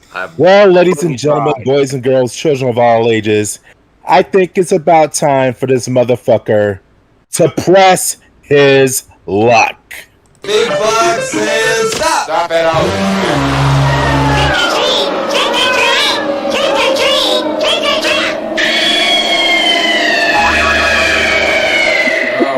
Oh, look at that, a whammy. Oh no. Oh, and that. Oh, by the way. Oh, and by the way, who's running Disney nowadays? I know it ain't that other guy. No. He's an whoever it is, he's an asshole. But one of the Bobs, but it's the one. Bob Iger. Bob Iger. Hey, Bob. You know that was your 4th whammy, right? That means you're out of the game, and you go home with nothing. Not even a consolation prize. And you want to know why? Because you're an idiot?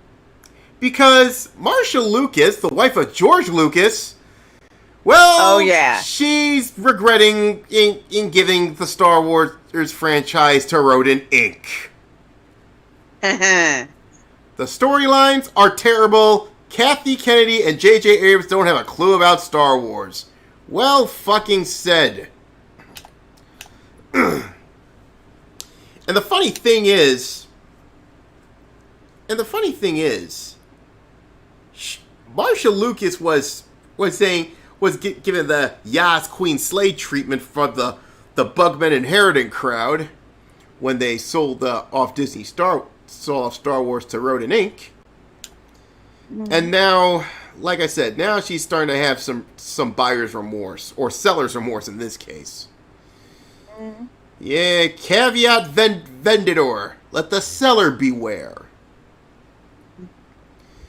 She was, and of course, you're saying, "What? She's George Lucas's wife. What stake does she have in it?" Anyone with a brain would know that she was the editor of the series. Right. She goes, "I I like Kathleen. I always liked her. She was full of beans. She was really smart and really bright. Really wonderful woman. And I liked her husband, Frank. I liked them a lot. Now that she's running Lucasfilm and making movies, it seems to me that Kathy Kennedy and J.J. Abrams don't have a clue about Star Wars. They don't get it. And J.J. Abrams writing these stories, when I saw that movie where they kill Han Solo, I was furious. I was furious when they killed Han Solo. Absolutely, positively, there was no rhyme or reason to it. I thought, you don't get the Jedi story, you don't get the magic of Star Wars, and you're getting rid of Han Solo? Oh, boy. I'm still questioning why in the hell did Han Solo, who became a general, is now back to his days of being a scummy smuggler. And number two, and you know what the funny part is? The movie they killed Han Solo, that was the good part of that shit trilogy. That was the only good movie of that shit trilogy. Well, not really good, but tolerable. I'm not saying really good, but tolerable. People actually saw the red flags. Yeah, I mean, everyone noticed the red flags at The Last Jedi. Yeah. Episode 7 to me was member berries. Going back at it was basically member berries.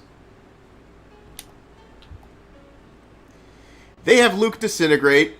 They kill Luke Skywalker, and they don't have a Princess Leia anymore. And they're spitting out movies every year, and they think it's important to appeal to a women's audience. So now their main character is this female who's supposed to have Jedi powers, but we don't know how she got her Jedi powers or who she is. It sucks. The storylines are terrible. Just terrible. Awful. You can quote me. J.J. Abrams, Kathy Kennedy, talk to me. He's basically calling them both out. Yeah. It literally makes no sense for how Rey has those powers. It's called Mary Sue writing. Strong women. I'm surprised. Why they get it? I'm surprised. But I'm talking about in universe. I'm surprised they didn't give Rey a fucking side shave. Yeah, I think that came later. Or comes later. There was no reason for her to have no powers. I don't care if she's like the granddaughter of Palpatine. Yeah. Like I said, the only character Skywalker was the son of Darth Vader. And didn't know jack shit about the Force. Yeah. Until he met Ben Kenobi. Mm-hmm. And even then, he was pretty much like, "Oh, gee willikers, what's that?" He's pretty much learning on the fly. But anyway, what I wanted to say was, they had a major missed opportunity here. In the trailers, they promoted the hell out of Finn. His story would have made a lot more sense than Rey's. A stormtrooper He had a more compelling story. Look at him. He starts out as a stormtrooper. He later finds out that his own order is the bad guy, so he switched. He's at sides. Mm-hmm. He didn't switch sides. He's like at a mental crisis.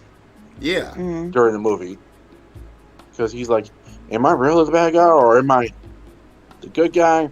What am I?" Yeah. And later on, he joins the rebels. Which, come on, they're the rebels. Yeah. I don't care. They're called the Resistance. The Resistance. They are the rebel. Yeah. Now, I will say this. As much shit as I give Episode 7 being full of member berries, I think they did set up the story pretty good. They did set it up pretty nice for future movies. Mm. It's just, like I said, when you had Ruin Johnson take over, they completely fucked it up. And then, of course, they're saying, well, you can't blame J.J. Abrams. Yes, you can. Why would you let these bugmen anywhere near that? Oh, that's right. It's Hollywood. And again, What the fuck would you switch out directors when you plan to make a trilogy? Why do you switch out directors? Take your director and stick with it. Don't switch out one director in the second movie. That's stupid. You know what I think? They started doing that with Harry Potter, and they've been doing that ever since. Oh yeah, they were doing that shit with Fantastic Beasts. because, and of course they decide to wreck it because we gotta unperson Johnny Depp. Yeah. They're idiots. It's Hollywood. But anyway, moving on. Yeah. Well. Yeah. Speaking of Rodent Inc. and and them destroying one property, we gotta move to another property they're destroying, and that being Cape Shit. And this is a 2-article deal. First off, we talked. The director of the new Dune movie, Denis Villeneuve, is basically calling out Cape Shit for what it is. It's turned us into zombies. Where's the lie? But damn, he sounded so fucking snooty when I read that article. Is your mic okay? You're muffling a little. Said, dang, he sounds so snooty when I read that article. Yeah, he does, but here's the thing. But where's the lie? Have you seen all these MCU stands as of late? Come on, they live by this freaking ethos. Don't ask questions. Just consume product and then get excited for next products. Oh yeah, I ain't gonna argue that. I know he's right. It just, holy shit. He's basically like the guy who's sniffing on his own farts and getting off on it. Well, be that as it may, I've been hearing some decent things about the Dune movie, but yeah, it's just I think. Did they really make a new one? Yep, coming out next month. I know, but did they really have to? Oh, look who it is, Dave Bautista. Drink for that jerk off. He's an asshole. When it comes out, that'll be the real test. Yeah. Because if it's just as stupid as the Marvel films, oh boy. Yeah. And like I said, he's not the only one. Yeah. It's not the only one. You remember what Scorsese said about these Cape Shit movies, right? Mm-hmm. I don't see them. I tried, but that's not cinema. And he's right. Why do you think guys like Scorsese and Tarantino, they decide, you know what? I'll probably make one more good movie and then I'm bowing out. And right. I think Tarantino already bowed out. I think Once Upon a Time in Hollywood. I think it was a good film to go out on. Oh, it was a good film. I loved it. I mean, it's classic Tarantino, and it shows a little bit of the alternate history type deal we saw in Inglourious Basterds, in which instead of Sharon Tate getting brutally murdered by the Manson family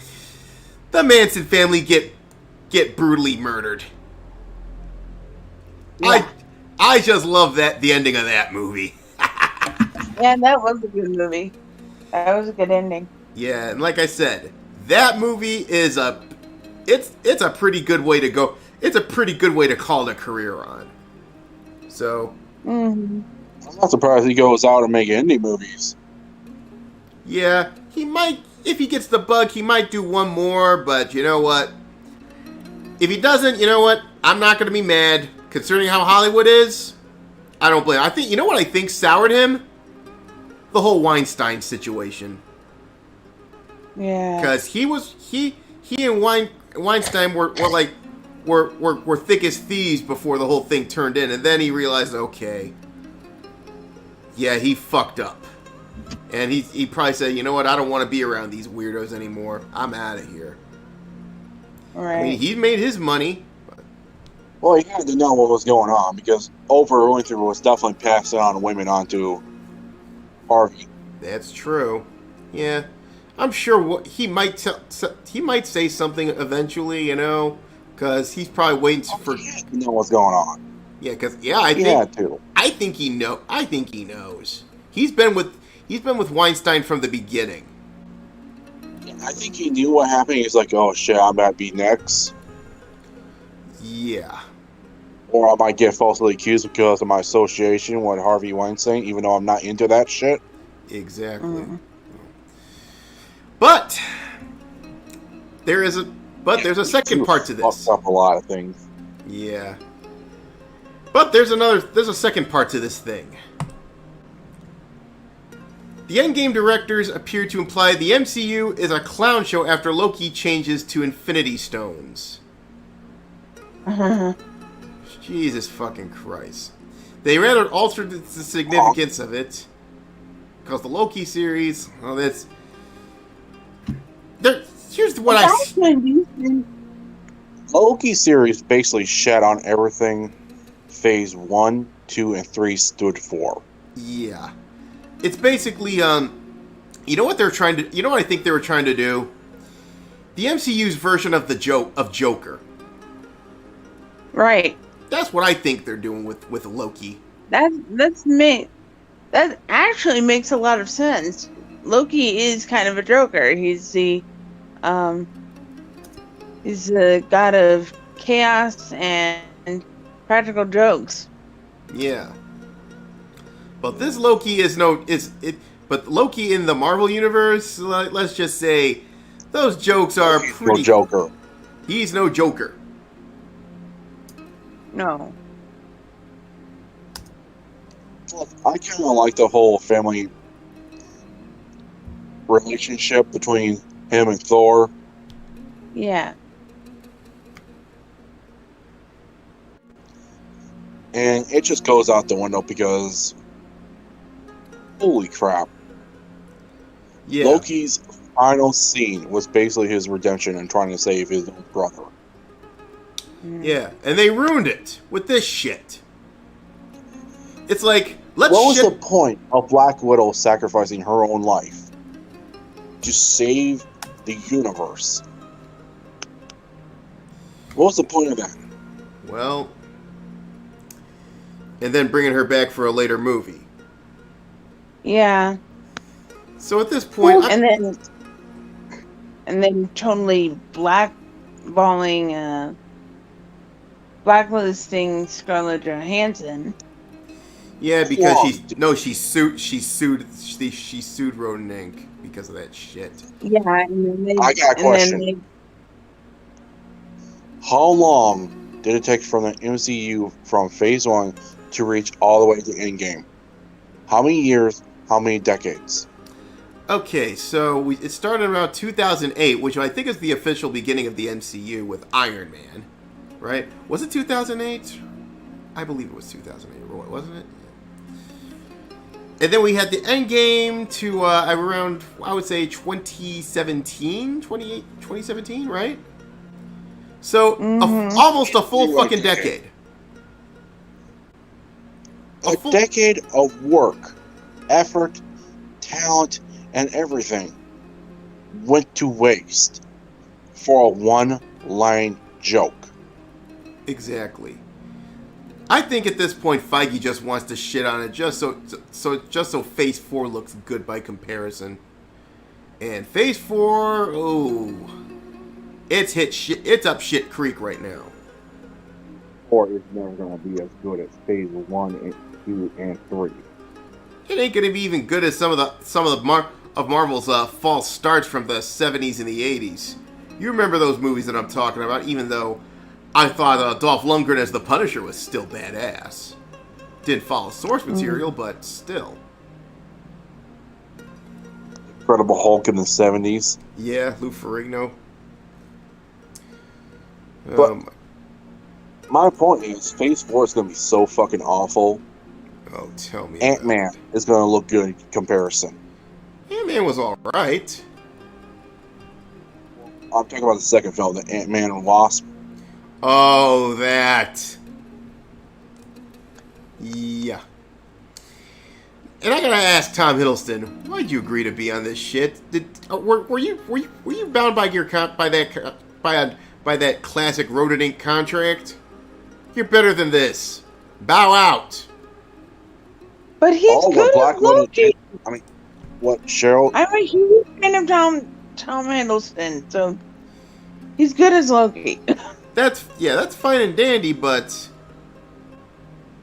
like I said, you're only as good as your writing. You know what I mean?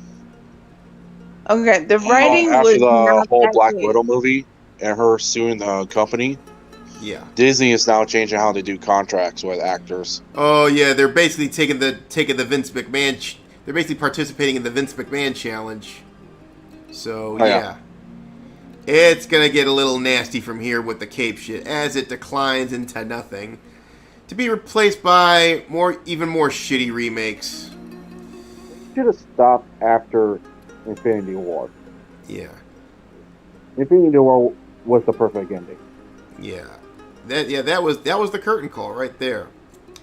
But I think Sony is probably going to carry on some of the aspects of the MCU from here on in, but I think they only got one or two good movies and they might move on to something else. Sony, you mean Disney? No, Sony, because Sony, the ones that are doing Spider-Man, they're still the only ones doing good cape shit movies right now with Spider-Man and Venom. So. Oh, didn't they do another Venom movie? They're good. They're going to be doing it. It's coming out next. It's coming out next month. I think he's taking on Carnage. Oh, cool. You know who's playing Carnage, right, Justine? Alien Crazy. No. Woody Harrelson. Oh, cool. They got Woody Harrelson playing Carnage. I like Woody Harrelson. Yeah, so. Well, seems Sony's going to be carrying the cape shit torch, but for how long, we don't know. Right. So anyway, so before we go on to the main event, anything got something to say for everything that's happened so far? No. Coops. He lost a Doku. Yeah, Doku's gone. He basically steps out eventually, But Coops wasn't here when we talked about Mercedes. Did you check out that article? I think it's on the docket. I checked it out way before the show. Yeah, I want to get your feelings on the whole situation with our good sister. This is straight up neglect. That's all I can say here. It's pretty much neglect on both the hospital's part and whoever is her provider as well. So the problem is, her provider is one of her exes. That makes it even worse. That's a little strange. That seems a little suspicious. People are running the hospital that's owned by her other ex too. It's the same ex, but the thing is, it's the same doctor. But you find it funny that they have her catch the coof and then give her all these shitty treatments that she didn't need. It's as if it's as if they're trying to Epstein her. So yeah, Coops. So we're trying to get word as much as we can out there. So if you can, I would say retweet that article if you can, Coop. See if anybody bites and starts spreading the word about this, because she got to get out of there. That's all I got to say. Yeah. Right. Okay, my voice is a little scratchy. So what we're going to do is we're going to go ahead and take a 5-minute intermission before we move on to the main event. Is that okay with y'all? Sounds cool. Fine. All right, we will be back momentarily.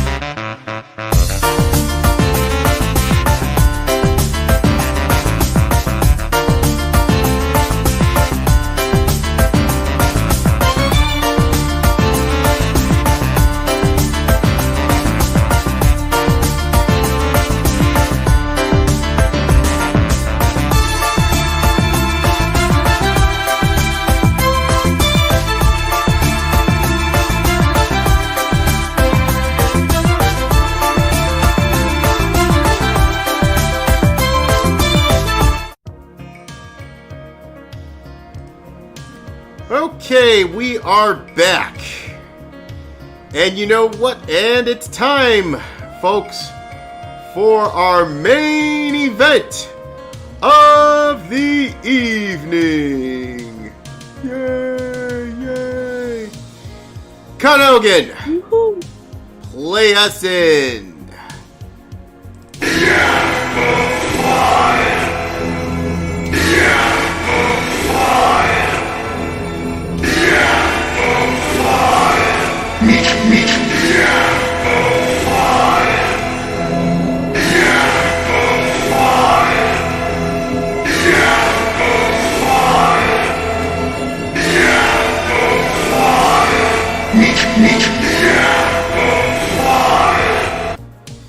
Tonight is a return of an old segment from the days of the monastery.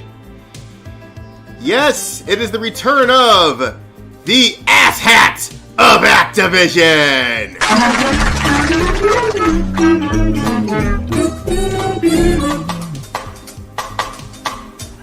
Mana mana. Mana mana. Mana mana. Activision fucking sucks! Fuck you, Kotick! Fuck you! So, this doesn't deal with Crap Division, but it deals with specifically with the nuclear winter that is Blizzard. First off, drink for the Washington compost. That ink.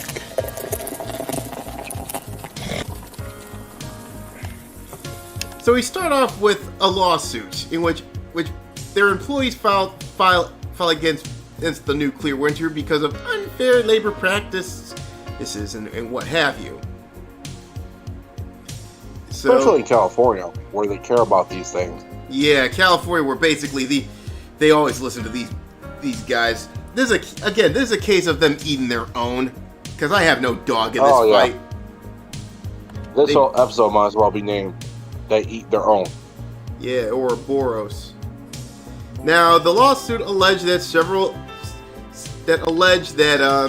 it was previously investigated by their Department of Fair Employment and Housing, from California. You know how nasty these motherfuckers are, considering it's California. And they sued Activision. They sued Blizzard back in July, alleging a company had a frat boy culture that included gender-based discrimination and harassment. And it was followed by a class action suit from the shareholders in August, claiming that their company had violated federal securities laws. If you understand the history of Bobby, yeah, I would definitely believe that, because Bobby's pretty much a business executive, Bobby a business CEO, who's in all on frat boy shit. Yeah, in short, Bobby Kotick's a slime ball. And also, wasn't his name on a certain black book? Oh, you're talking about the Epstein book. Yep. So is that where it should be going, which is to the death note? Of course, exactly. So in a statement, their director said management could have responded with humility and a willingness to take necessary steps to address the horrid conditions some workers have faced. Instead, Blizzard's response to righteous worker activity was surveillance, intimidation, and hiring notorious union busters. To be honest, I know that Blizzard doesn't have their hands clean at all, but I'm confused whether some of it is real or some of it's exaggerated, you know? Oh, shit. You know what I mean? Yeah. Yeah, they're both shit. You know, one's lying and the other one's being scummy. Mm-hmm. The question is, you don't know which parts is the truth, you don't know which parts is the lie. Yeah. Now, following the suit from the DFEH, Blizzard hired the law firm Wilmer Hale to conduct a third-party audit. Oh, we'll get to that situation pretty soon. And the shareholders have criticized that as a poor choice, noting the firm's reputation for defending wealthy clients and lack of a track record in uncovering wrongdoing.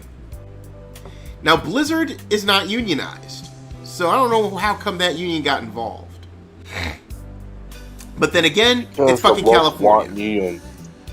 But then again, it's want unions.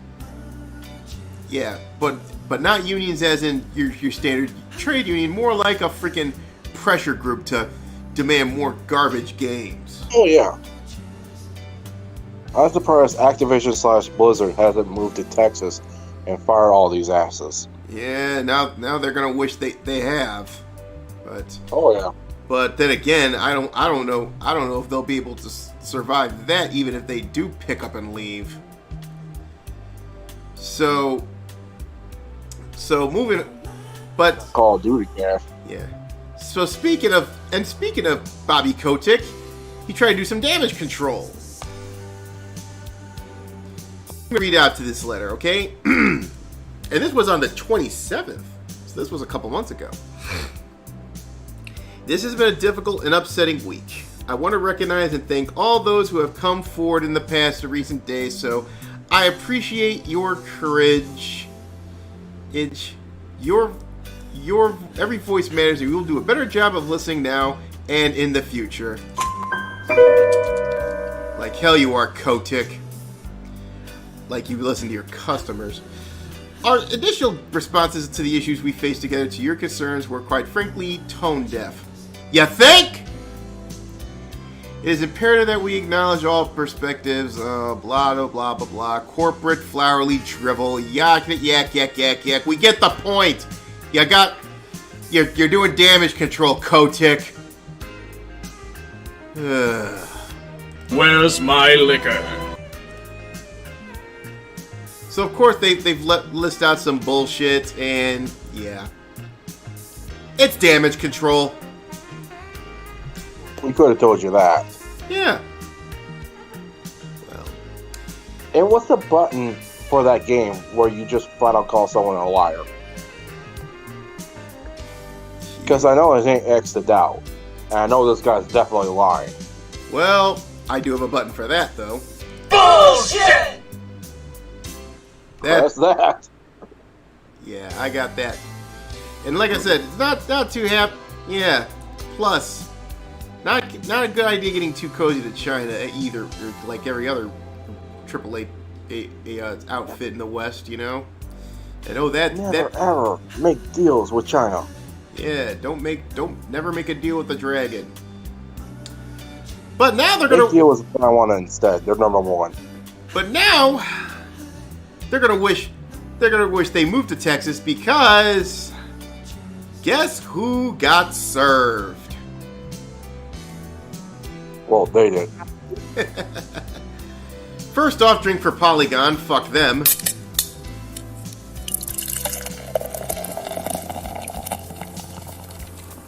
The SEC has launched a probe, and now Bobby Kotick gets a subpoena.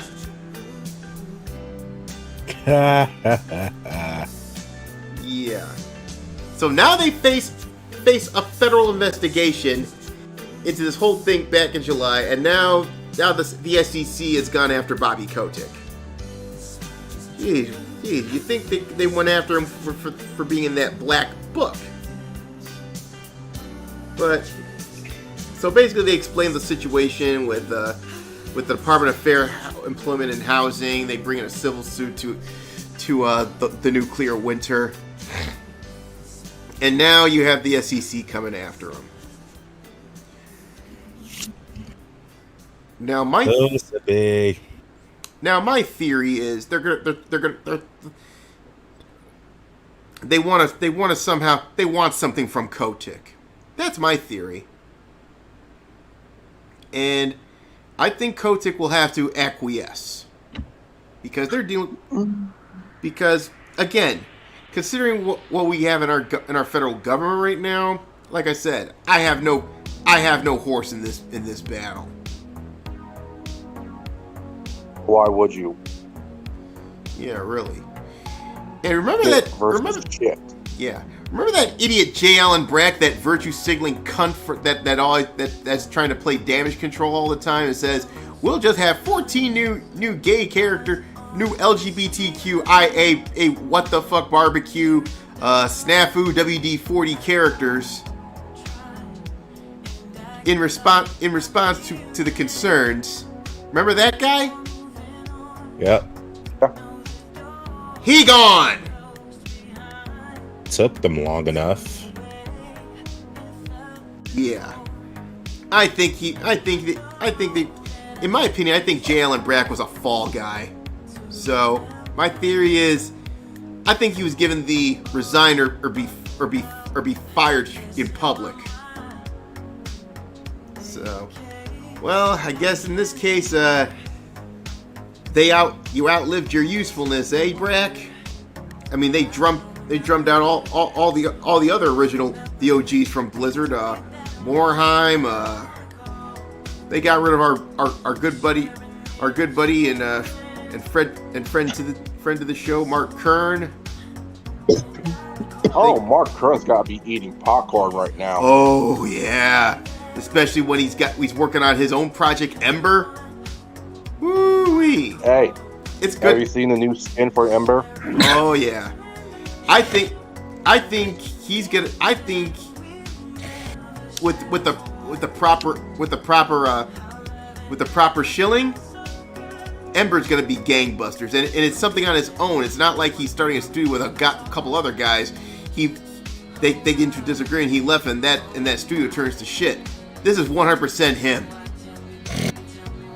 Well, all I can say is, from what I've seen from Embers, I see green flags. Oh, definitely. Not red flags, green flags.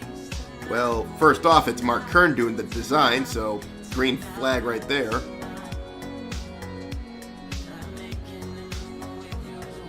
So basically, plus he's hired a very skilled artist. Mm-hmm. And like I said, they've turned out to be pretty good as well, you know. But you think that's the end of Blizzard's woes, right? Nope. Remember I told you about that legal team they hired? Yeah.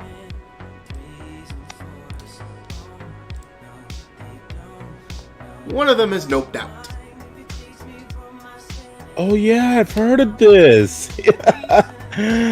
Oh man, it's like they just can't win. Claire Hart announced her departure from Blizzard after 3 years with the company. Oh boy. I just want to say something. By the time they're done, they might be selling that statue right in front of their building. Oh yeah, definitely. Yeah, they're gonna put that up for auction, or maybe one of the woke will melt it down and or we'll probably melt it down and put some statue of a Tracer scissoring with her girlfriend or something.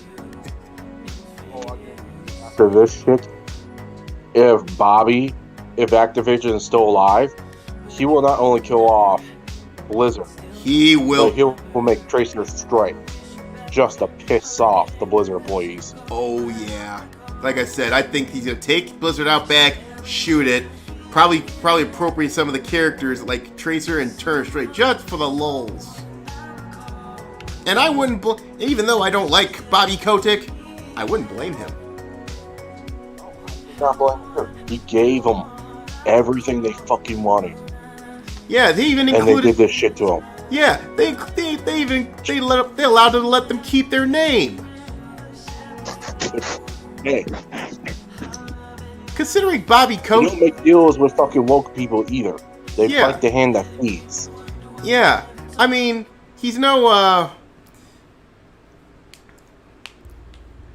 Well, like I said, he could have been like that guy that runs EA. I forgot. God, I'm forgetting names lately. Must be getting old.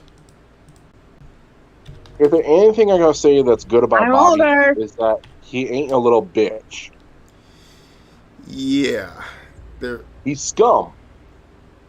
Don't get me wrong, he's scum. But he ain't a little bitch. Oh my god, who is this kid?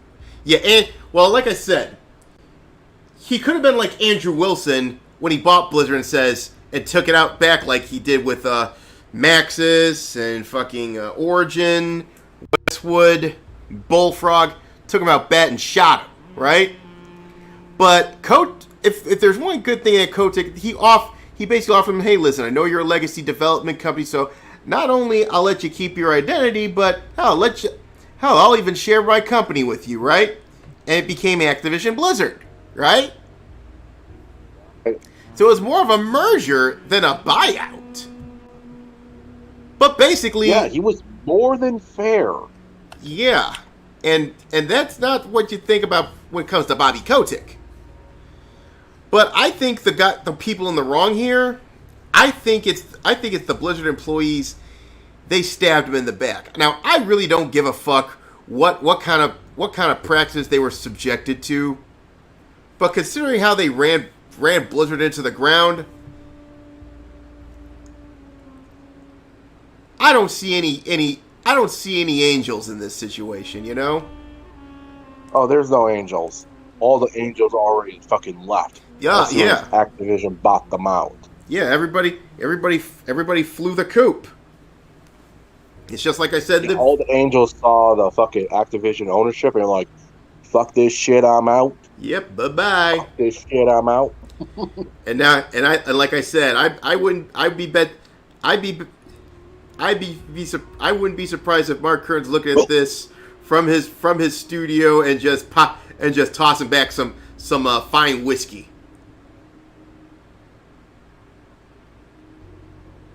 You know what's even fucking more fucking pissed me off? Mm-hmm. They're now telling people, hey, if you don't like to buy Diablo 2 Resurrection, we ain't gonna judge you now. Yeah. But they did. But what they're doing, they're sabotaging their own fucking game. Yeah, but you remember what happened in BlizzCon, right? Don't you guys have phones? Yeah, that was stupid. Oh my word! Oh, he should have been fired right there. Yep. If I was running a company and they said it won't be available PCs, he's like, motherfucker, that's part of the plan, you idiot. I would have said the minute he got off the stage, this would have been me. Get the fuck out of here! God damn. Speaking of people getting hired and fired, they did hire someone else. Here's the bad news. Guess who? Disney. Yep, Rodent fucking Inc. is now their new HR boss. Oh, great. This is not going to end well. No, it's not. Kotick, I guess you haven't learned your lesson from the whole thing with Blizzard. Now you're gonna have a bunch of woke people, and they're gonna probably say, and they're probably gonna put out a game that basically imagine what a woke version of Call of Duty would look like. It'll probably be set in Australia. Can you imagine the multiplayer of that would be like? Yeah, you shoot anyone with pronouns, you're banned.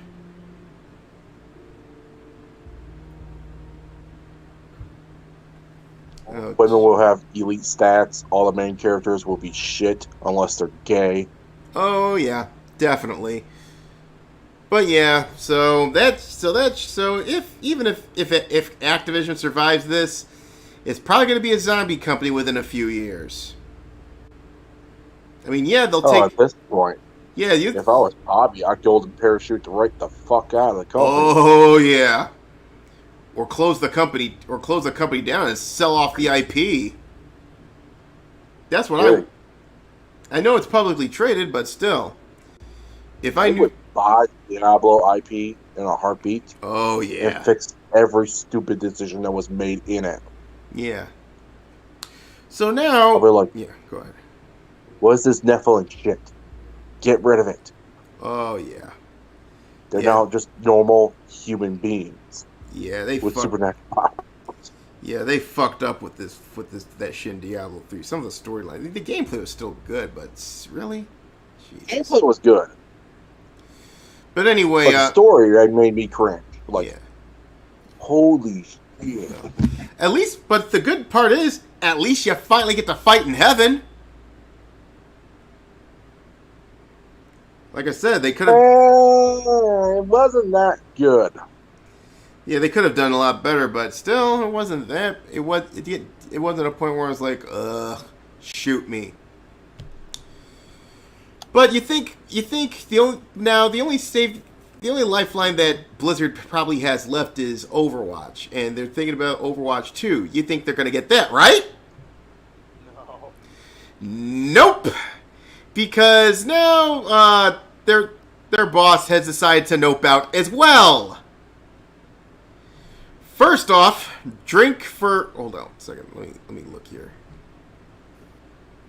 First off, drink for fucking Kotaku. That's a no-brainer.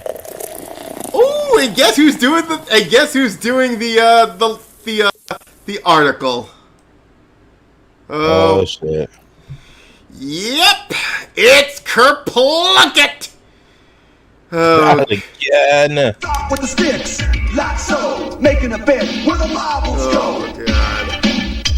You don't want those marbles lying off. So pick a stick, but don't let them fall. Cause if it goes kerplunk, you're sunk. Kerplunk. Yep.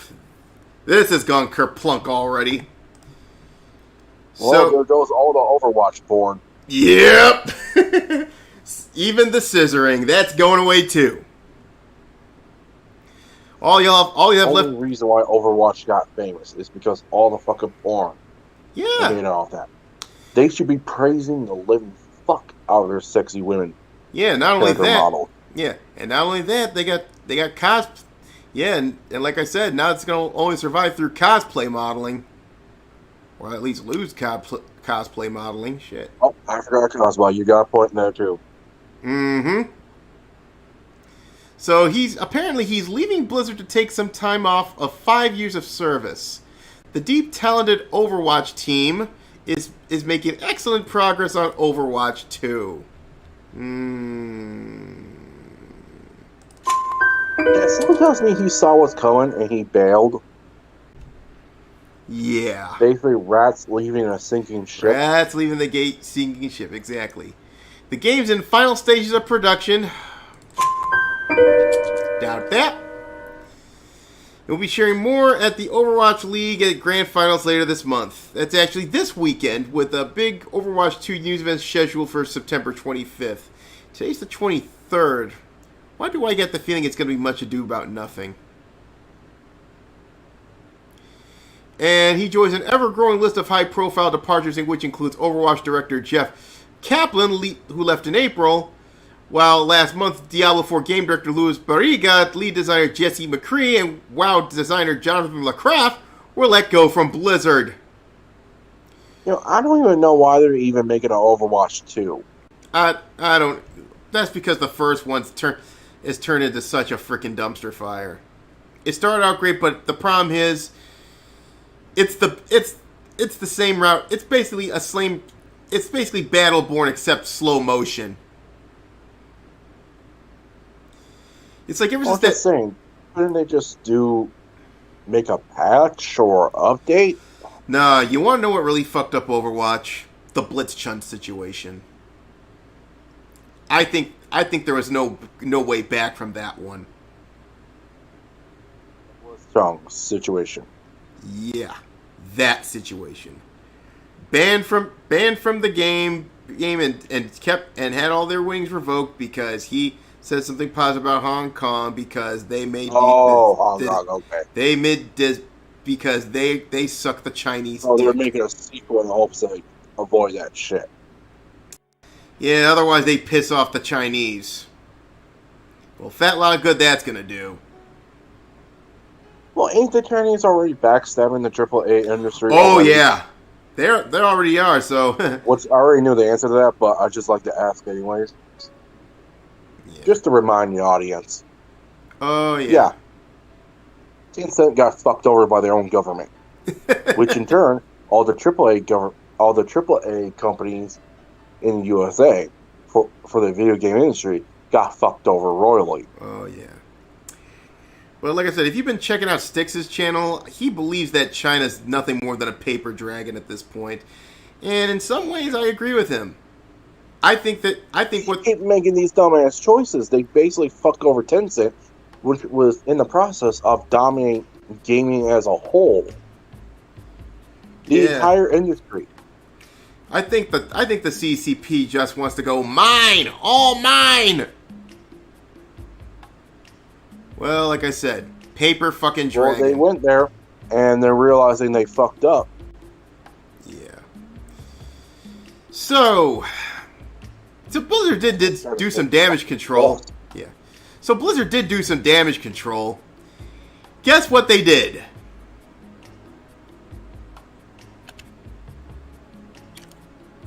Anybody want to take a crack?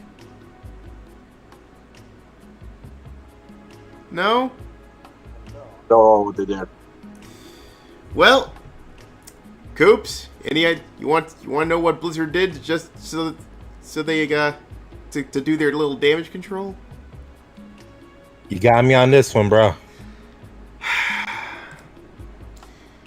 Change some of the artwork and get rid of some content that's quote-unquote problematic.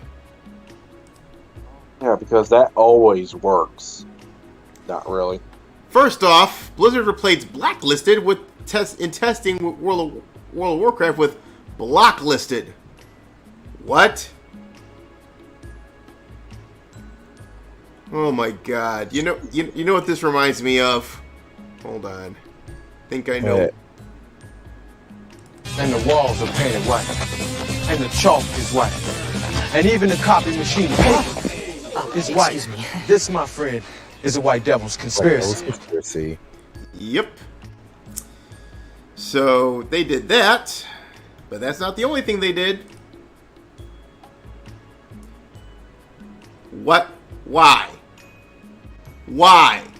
Are you talking about the replace women with fruit? They replaced the woman with fruit, and they covered up her cleavage, and made her less pretty. Oh my dear God. Yeah, if I was the one, I'd be insulted by that. Justine, how you feel about the whole situation? Yeah, really. That's just disgusting. Seriously, how would you feel being replaced by fruit? Yeah, but you know how it is. Modern audiences... No, I'm seriously asking her. Yeah. We can't... Oh, you're asking Justine that? Yeah, I'm asking her, how would she feel being replaced by fruit? I would hate it. Yeah, really. Like I said, it pretty much follows the usual trope with these wokies. Come on, I knew that was going to be the answer. Yeah. It follows the trend with wokies. Cover up all the stuff except in front of kids. And their cringe parades. Again, I have nothing wrong. I have no problem with gay pride parades. Just remember there's kids present. Keep the bondage gear at home. Mm-hmm. Anyway, that's not the only thing they did. Keep the bondage gear at home. Yeah. Because I swear to God, if I see some fucking bondage gear at a pride parade and there's kids involved, I'm making a citizen's arrest. I don't give a fuck of the consequences. Citizen's arrest time. And I'm bringing my bat too, in case anyone wants to fuck with me. Anyway, Blizzard to change the name of Overwatch's McCree found the sexual harassment lawsuit. What? Why the fuck would you? They don't want to name in-game characters after their staffers anymore. Because oh my god, they don't want to bring it, because apparently any staffer's name that gets accused of bullshit is triggering. Does your average video game player actually even bother looking up the history of the dev team that worked on these games? No. Your average video game player. Yeah, Does really. he or she even fucking care about the dev team? Nope. They just want to play the fucking game. Yeah. Last but not least, they removed the spit emote. I Removed spit. the what? They removed the spit emote. I spit on this. What? Oh, come on. I spit on you. You know what? They must not know the way, Aaron. Of course they don't know the way. Oh shit, here comes... I see a train coming. Oh no. All aboard! God damn it. Oh my god! We just cleaned that last week. You know, at this point, it's all just a bunch of damage control. Okay, you want to ruin your games, that's fine. But the funny thing is, who the fuck's playing WoW nowadays? Their entire band. No, I guarantee you, the people who are having the most fun with WoW are the ones with illegal servers. Yeah. The thing is, all their fan base went to Final Fantasy XIV. And I've been playing that game. No kidding. I've been playing that game for the past month. I find it fucking amazing. It sort of reminds me of old school WoW. What, you don't like it? Nah, I nearly choked on a plum. Oh. But anyway... You know how we Atlanta folks do it. Oh, hey, be careful. That might have been a woman. I thought it was a peach. But anyway. Oops, be careful. That might have been a woman that got replaced by Blizzard. Good one. But yeah. You can see why most of their... cannibal. You can see why most of their fan base abandoned ship for Final Fantasy XIV, because despite the fact that that Squeenix has screwed up on a lot of things. Deus Ex, Kate shit. They gave her a breath reduction. Oh yeah. Well, I'm starting to think it's mostly because of their Montreal studio. It's not in the Japanese sphere. They're just... IDOS is basically owned by Squeenix. Yes. Shut down these American branches. They should. Because if you're staffing with all these bugmen and Harridans, you might as well close them all down, throw them out into the street, and let the indies take it over. I would fire all the American branches, shut them down, and just have Japanese branches. And get local Japanese people to do the translations. Exactly. Not only they're fired, we should all take him to the principal's office. Now take your ass on down to Oshag Hennessy's office right now and tell him exactly what you did. You know what? Forget that. They're going to Detroit. No, not Detroit. No, please. Anything but that. I was gonna make the joke that Toad was sending them to the principal's office.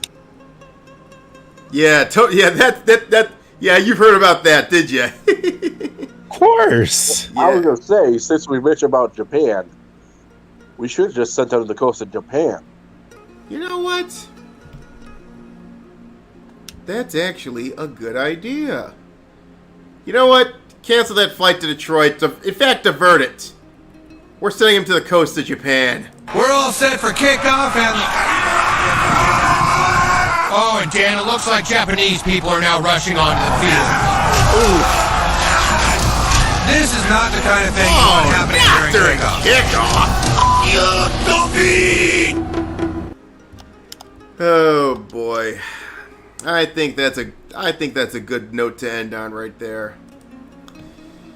I agree. Well, yeah, so what have you learned, class?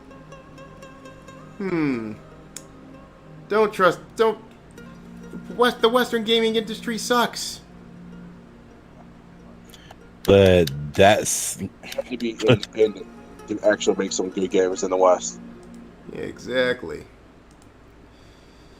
But, so that's all we have for this week, but, next week, I think since it's the end of the month, let's say we do a little something different. I'm going to come up with like a random topic, you know, sort of like reminiscent of some old school shit, you know.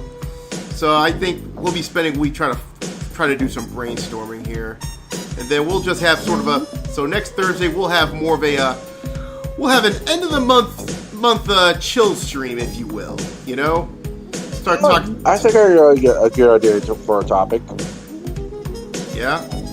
Since we're finishing off with Japanese companies should fire the Western companies, well, Western branches, I think a good topic for next week we should cover is the old classical Final Fantasy series.